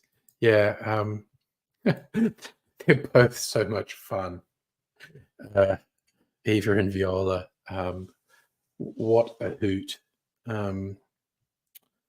It's like I should catch up. I haven't physically been in the same space as either of them for years, like definitely pre-COVID. So I don't know. Feel like I should. I don't know.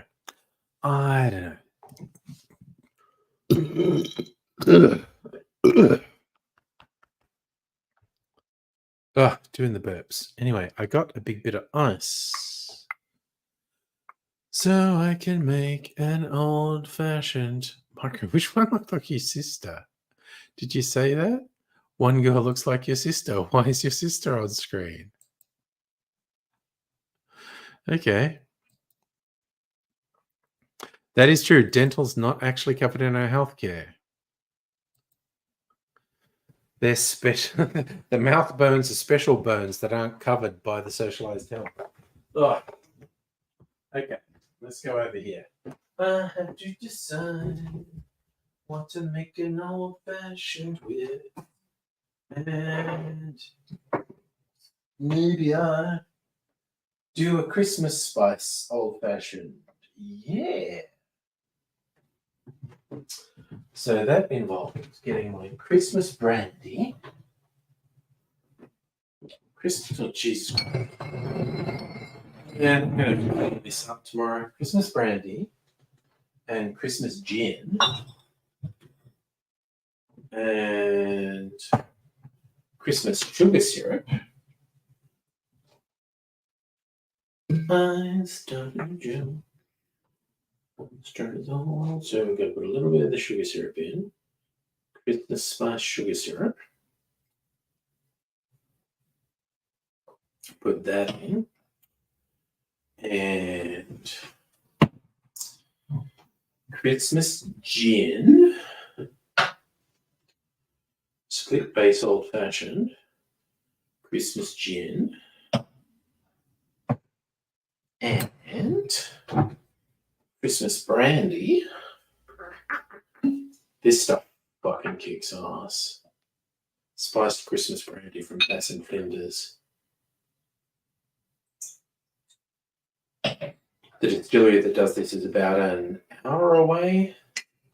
Fuck me, I can't get the stopper back in. Come on. Go on, get it together. Constantly. Oh, there we go.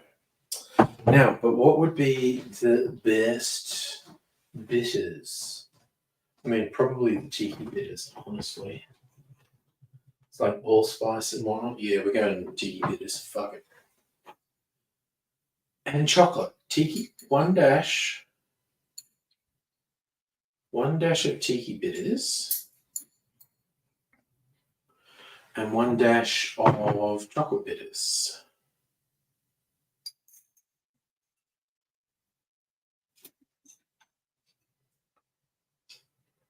All right. All right.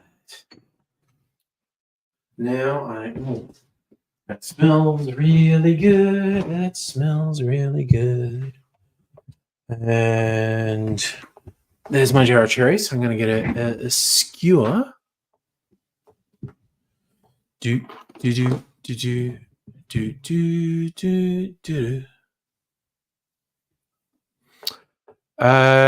if you have a dental emergency, go fuck yourself is the way it works. You probably can go to a hospital for emergency stuff. There are community dental hospitals with a long waiting list. I think you can get emergency dental care in hospitals. All right. Going to get a cherry baby. What am I channeling there? Oh, I got one straight away. I think that's a sign from the gods that things are going to go well for me. All right. But dental care is healthcare. There's so many complications that come from poor dental health. Anyway, and I'm going to get even another piece of orange peel because that's the way, I like it, And I'm going to stir my Christmas spice old-fashioned.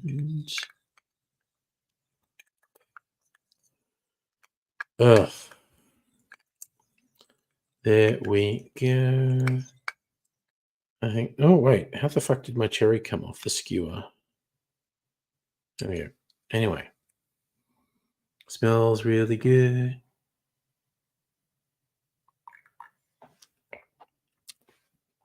Oh my god, that's so fucking good. That's fucking awesome. Oh yeah, dental teaching hospitals. A good place. That's where Aidsy got his teeth when like Aidsy's teeth all started to rot because he had a semi-cancerous infection in his jaw. He actually went to a dental teaching hospital. Like he would have had to wait years to get dentures into public health, but someone said if you go to the dental teaching hospital, they'll do it now. And he said, okay. And they did it. And they ripped out all these gross, stumpy teeth and did him dentures. Much sort of thing. Megalich, you got 3-year dental waiting list. Yeah. Yeah, Mike, you're right. Not taking care of your teeth is bad. Speaking as someone who didn't take care of their teeth. All right, so the Digital Teaching Hospital is attached to Uni of Melbourne. Yeah. I saw it. Aidsy was somewhat taken by surprise because when his teeth were falling out, they were like, yeah, the waiting list is 3 years. And then one day someone just said, or you can go to the Dental Teaching Hospital now. And so he did. And they took out all his gross rotting teeth and gave him nice dentures. I think 80% of you. I've got a few molars missing. I had a problem with my gum health, but that got fixed in the last couple of years. It's all good.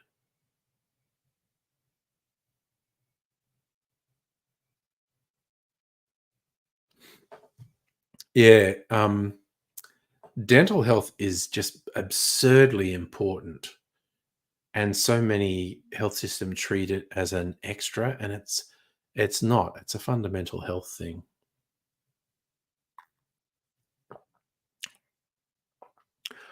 Oh man, that's so fucking good.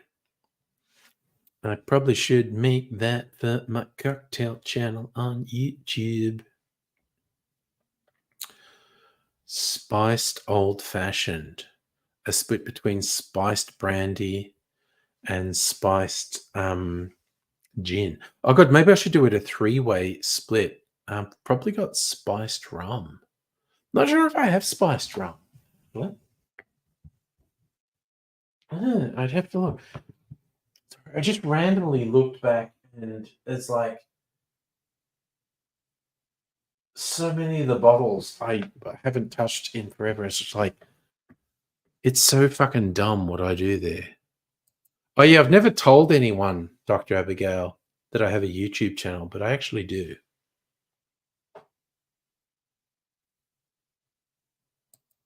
Well, dental health is extremely important to your longevity.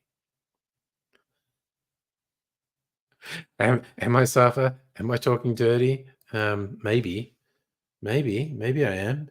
I don't know.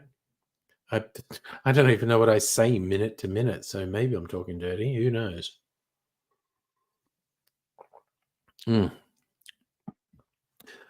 Fucking yum. Phew, damn, dude. Yeah. Chronic health conditions fucking suck.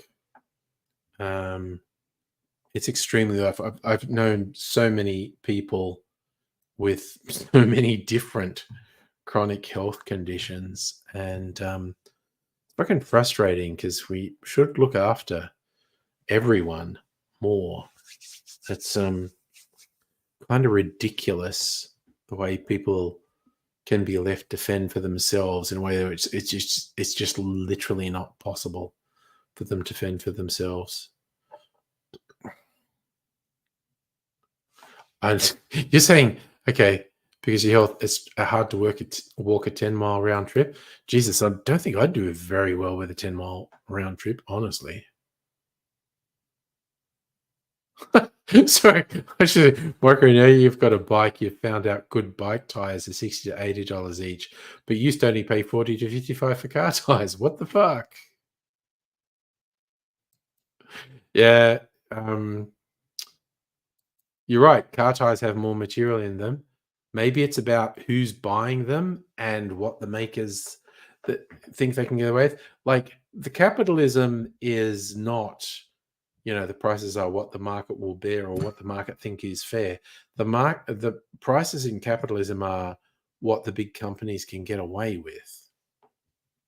Used to be able to do 80 miles a day, dude. Well, you used to be fucking 10 times fitter than me, is all I'll say. And now you're only about the same fitness as me, and feels bad, bro. Maybe that would work. But do I still have a spiced rum? I do have the Brix trail mix. Okay. Not tonight, I don't think, because I'm in danger of being extremely blotto. Another night, I might do the spiced old-fashioned that's a split between spiced brandy, spiced gin, and spiced rum, and my spiced sugar syrup. And that might be a whole thing. So you were training to join the Marines, but health things caught up with you. Dang. See, now you're saying techie stuff, Micro, and I've got no fucking idea what that means. Single brake rotors cost more than you pay for a new or native one. I don't know. Heine, you reckon you're noticing bicycles cost more than motorcycles? Micro notices it too. E-bikes cost the same, more than a nice Vespa. I do have a soft spot for Vespas, actually. The perk is for an e-bike, you don't need license. I think that's the same here too. Not 100% sure, but I think it's the same. You pretend an e-bike is a push bike and you don't need a license. Do.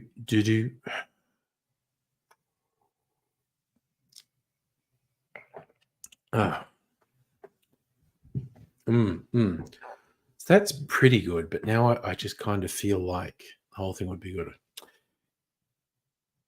Can safely say, on the same par level of fitness, 10 kilometers walking day wasn't bad. Ride to work, yeah. Shit catches up with you, though. So, Marco, you think in Europe your bike's a moped and would require a license? Maybe. I don't think it would here, but I'm honestly not sure. And Heidi, you follow the culture. Everyone wants carbon fiber. Yeah, it is. It is a buzzword. Carbon fiber is like a fucking buzzword. Safi, you reckon e-bikes are banned? Again, I'm completely ignorant. I don't know. But we are on the internet. Let's type e-bike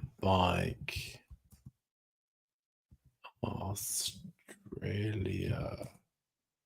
laws.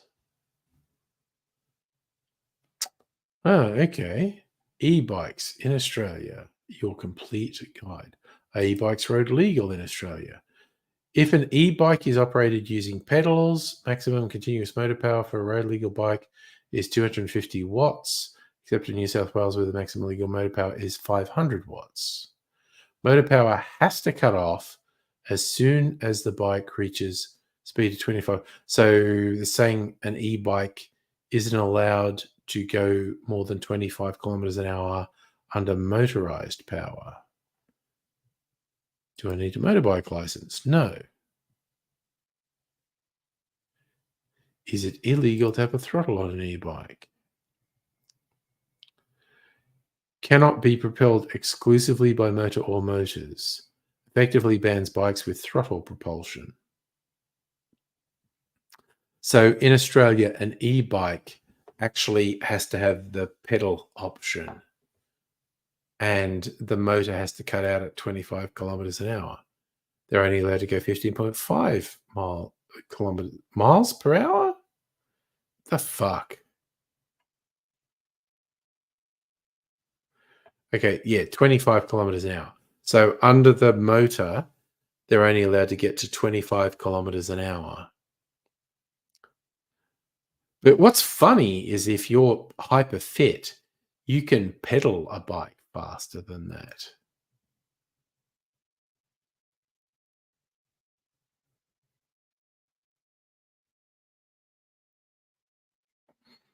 So, Mike, your bike's illegal. It does 45 kilometers an hour. Yeah, that's illegal. Yep, nope, that's all illegal. That's all illegal here.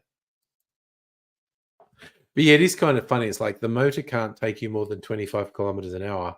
But if you're like hyper fit and can pedal to make yourself go more than 25 kilometers an hour, you're fine. And I've seen people on high performance bikes, they can hit 60 kilometers an hour.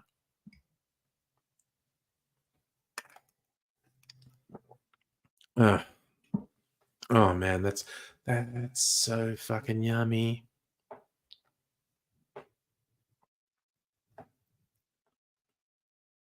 So you reckon the rest of the world's banned Class 3 e-bikes?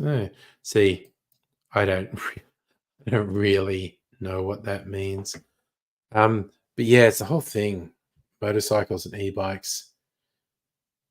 One mistake and you are fucked up. If you're not wearing protective gear, you just get all your skin shredded off your body. Ooh. I've just seen so many horrific stories about really bad injuries of bikes. I don't look. You and Loogie are using these little terms, and I have no idea what that means. But that's okay. You should do HEMA. Scar looks nuts. Wasn't rich to afford all the gear. See, I don't know what it means. So, Michael, you're saying in New York State, if you have a gas-powered moped does under 30, you legally need insurance and a driver's license, but not for your e-bike. Yeah.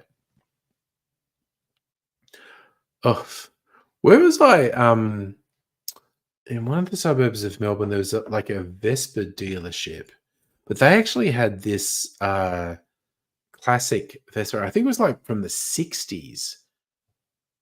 And it was like a little tuk-tuk cart. It wasn't just a single person scooter. The front end was a single person scooter, but there was a carriage on the back that two people could sit on. And it looked so cool. And I'm not even sure if it would be road legal now, but it looked very cool.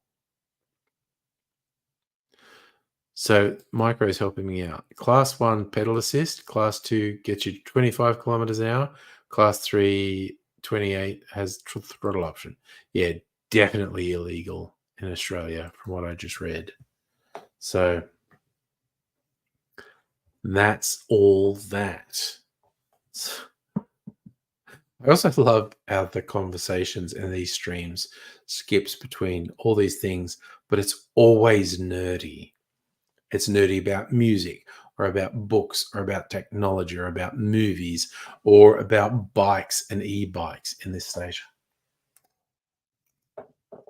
I love that we just find different things to nerd out about. So, Dr. Abigail helping me with my ignorance. HEMA, historical European martial arts, sword fighting, etc. SCAR is the Society of Creative. I remember the Society for Creative Anachronism, actually. Yes. Okay. Loogie, that's why the Lord is on your Discord name. Okay. Cool.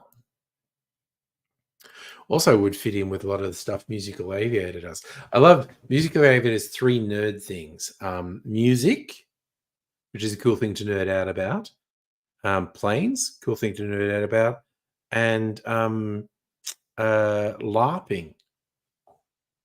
Just having the multiple things to nerd out about. Very cool. I very much like it. Now, I got to say, okay, it's midnight. Midnight. Just gonna think I'm really quite awake. And I did actually get an extra box of ice and an extra can of my mineral water. And I just have to decide, do I want to actually drink some more mineral water? Water. Micro. Loving so many people around you using e-bikes and scooters feels futuristic.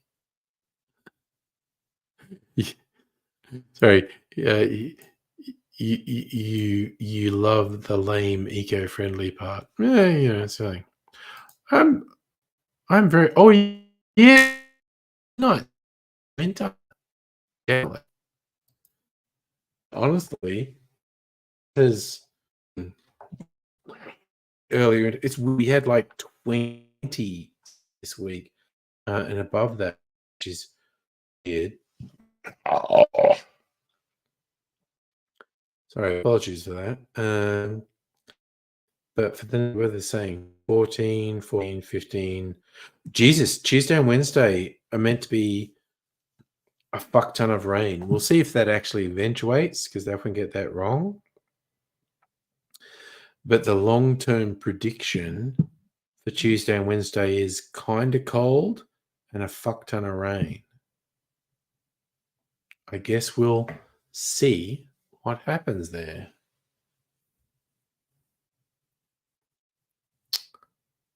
Oh, we don't use poop sand for the... Okay. Correction, we do. The cat mostly does it outside. And I don't know the answer because Mrs. Angry buys it. So, Dr. We have a few titles: Doctor, Lady, Captain, and Minister. The stream going wild, skipping, getting blurry. Honestly, that's probably Australia's internet at fault there, Micro. But that's always the funny thing when it's an internet-related thing. If the bandwidth seems to be fucking up, there is about 100 things that cause it. I think it's my end. Just seeing a band pop up. It is potentially the problem is at the end. We're getting things saying my internet quality is I think the problem is just a random thing. It might get better. Lou, you to go with the bow, hit a playing card at 100 yards. Okay. So my internet is crappy at the moment. Oh shit. Okay. It may or may not get better. I'm just going to put a comment in.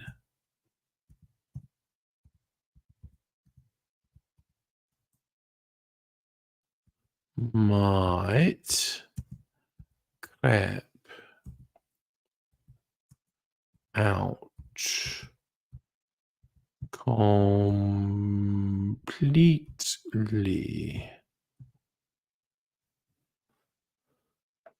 So this is dragging on.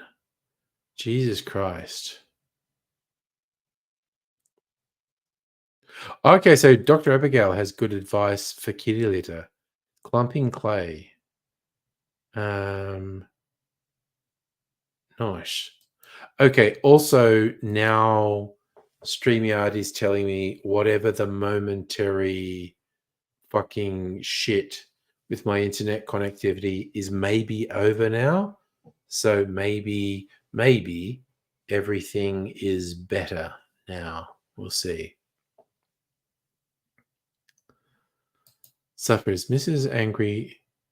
No. Mrs. Angry went to bed like 2-3 hours ago. Yeah, I think we're back now. That was whatever random internet fuckery happened. And yeah, I think we're back. So that was weird. That was just a couple of minutes of weird internet fuckery that we're maybe ahead of now.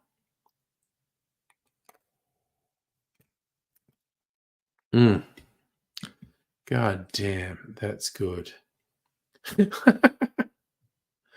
Tough. How do you deal with your neighbor's cat on the front porch? Shit out of luck, man. If cats are roaming, there's not much you can do about them. Oh, oy vey.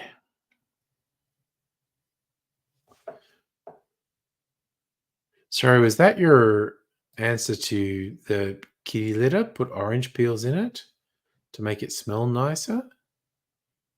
That sounds like an interesting approach, quite honestly, if that's what you're suggesting.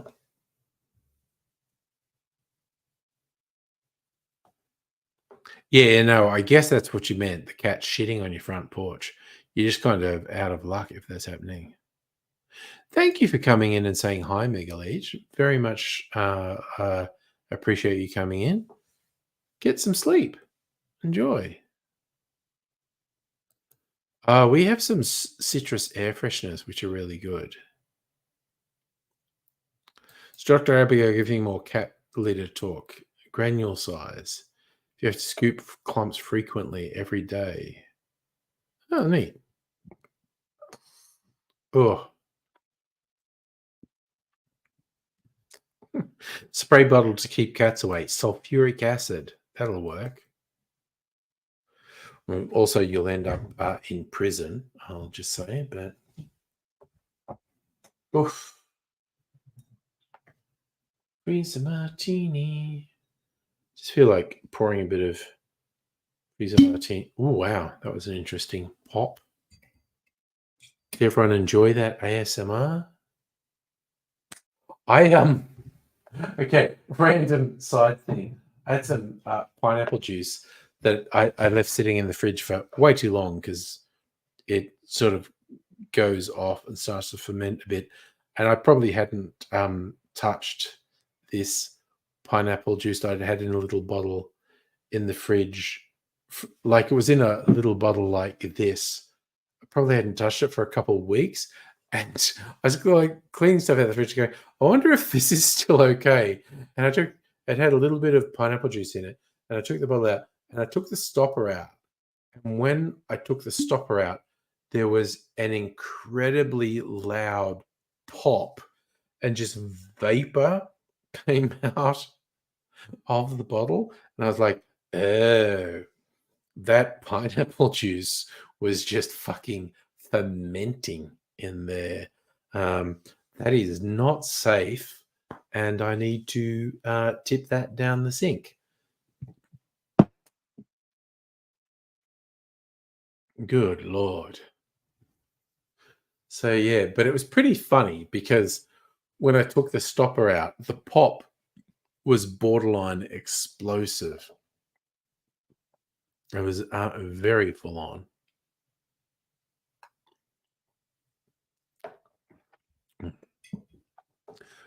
Oh, fucking yum. I like martinis.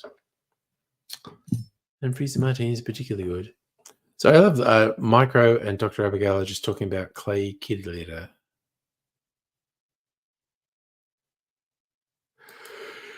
It's so good. Oh, we do still have a thing of kitty litter for our one remaining cat, Shadow. I think she mostly does her business outside, but we have an inside kitty litter tray just in case. But I don't think she uses it very much. Dr. Abigail, you put something on the Discord. Where is we going? Ugh. Oh, that's okay. That's your actual hand there. Okay, I'm going to share this for people who want kitty litter information. That's the size of the granules in the kitty litter that Dr. Abigail uses. Those are clearly quite small granules. Saying loogie, feeling spicy, whip your pig. Yeah, there. That's all. Oh God, that was about the cat. Jesus, that's like crazy talk about the cat. So with the granules of that high surface area to volume makes it effective at absorbing odors and liquids. There you go. So, oh God, oh fucking yawn, dude. Jesus. Okay. I don't mean to be a complete fucking wuss, but I don't think I'm going to last huge amount. I mean, thanks for sharing. You did sanitize your hands after doing that pic. Yeah, okay. Worth pointing out, definitely. Yes, so don't wish to sound like a complete wuss, but I don't know how much longer I'm going to last, and I maybe need to go to bed. Post midnight. Oh man, that's so fucking yummy. I love my martini glass. Is that? Oh yeah, it's kind of, can you see the lace work on the martini glass? I love that. That looks so good. I've got it on a rocks glass as well, and my Nick and Nora cocktail glass. That same lace work. The only one missing is a highball, which I could get. Oh, good God. From my favorite shop, the Bitters Lab.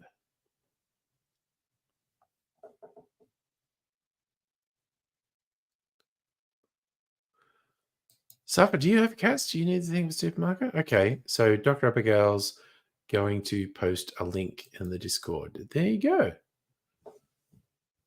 Top quality kitty litter. Again, the range of shit we talk about on the streams never ceases to amaze and amuse me. Yeah, no, I am. Oh God, see, even mentioning yawning, I'm gonna yawn again. Sorry. Oh. And someone put it to me. The whole, like if you see someone else yawn, it makes you want to yawn. And someone put it to me. That's a form of hypnotism. It's, in fact, you're suggesting something to someone and they feel compelled to do it, which is interesting, certainly. Micro, you're hungry and you want a supermarket rotisserie chicken with some little roasted potato. Okay, the Australian classic is the supermarket rotisserie chicken, a tub of coleslaw, and some bread rolls. So you have little rolls with rotisserie chicken and coleslaw, and it's classy. You're gonna go, God, dude. Okay, I know it is actually a lot earlier for you. 10:14. You have a few hours in you. Watch a movie. Yeah, you go Nine Eyes. I think I'm Nine Eyes. I am fucking fading really fast. So I think I'm going to apologize for being a wuss, but I am. See, I'm yawning again. I feel like I'm just going to keep yawning and fucking fading. So might see you again. Next time when? Maybe Saturday night. I'm fading again. Well, okay, so we're still sticking to a plan. Heine, Greg, and myself probably gonna visit a venue and shoot some special video. But that may well still give me enough time to do a stream tomorrow night. Yes, I'm buying Heine and Greg a pizza tomorrow. So that's the thing to come down. And Luigi was kind of volunteering to edit stuff, so I'm going to share some files with Luigi. That'll be a whole thing. So I am absolutely going to sleep. There might be a stream tomorrow night. There might not. Who knows? We'll see. But we'll take it as it comes. But you fine folk, please take care of yourself. I'm going to eat this cherry. My God, so fucking yummy. That is really yummy. All right. Pizza eat. I mean, maybe. Might get Greg and I a pizza each. We'll see what happens. But also the video that comes out of that, when it's edited and uploaded, I'll share it on a stream, whether that's in a week or so. We'll see. But another cool Melbourne venue. So nighty night, fine and funky people. We'll see you another time, whenever that is.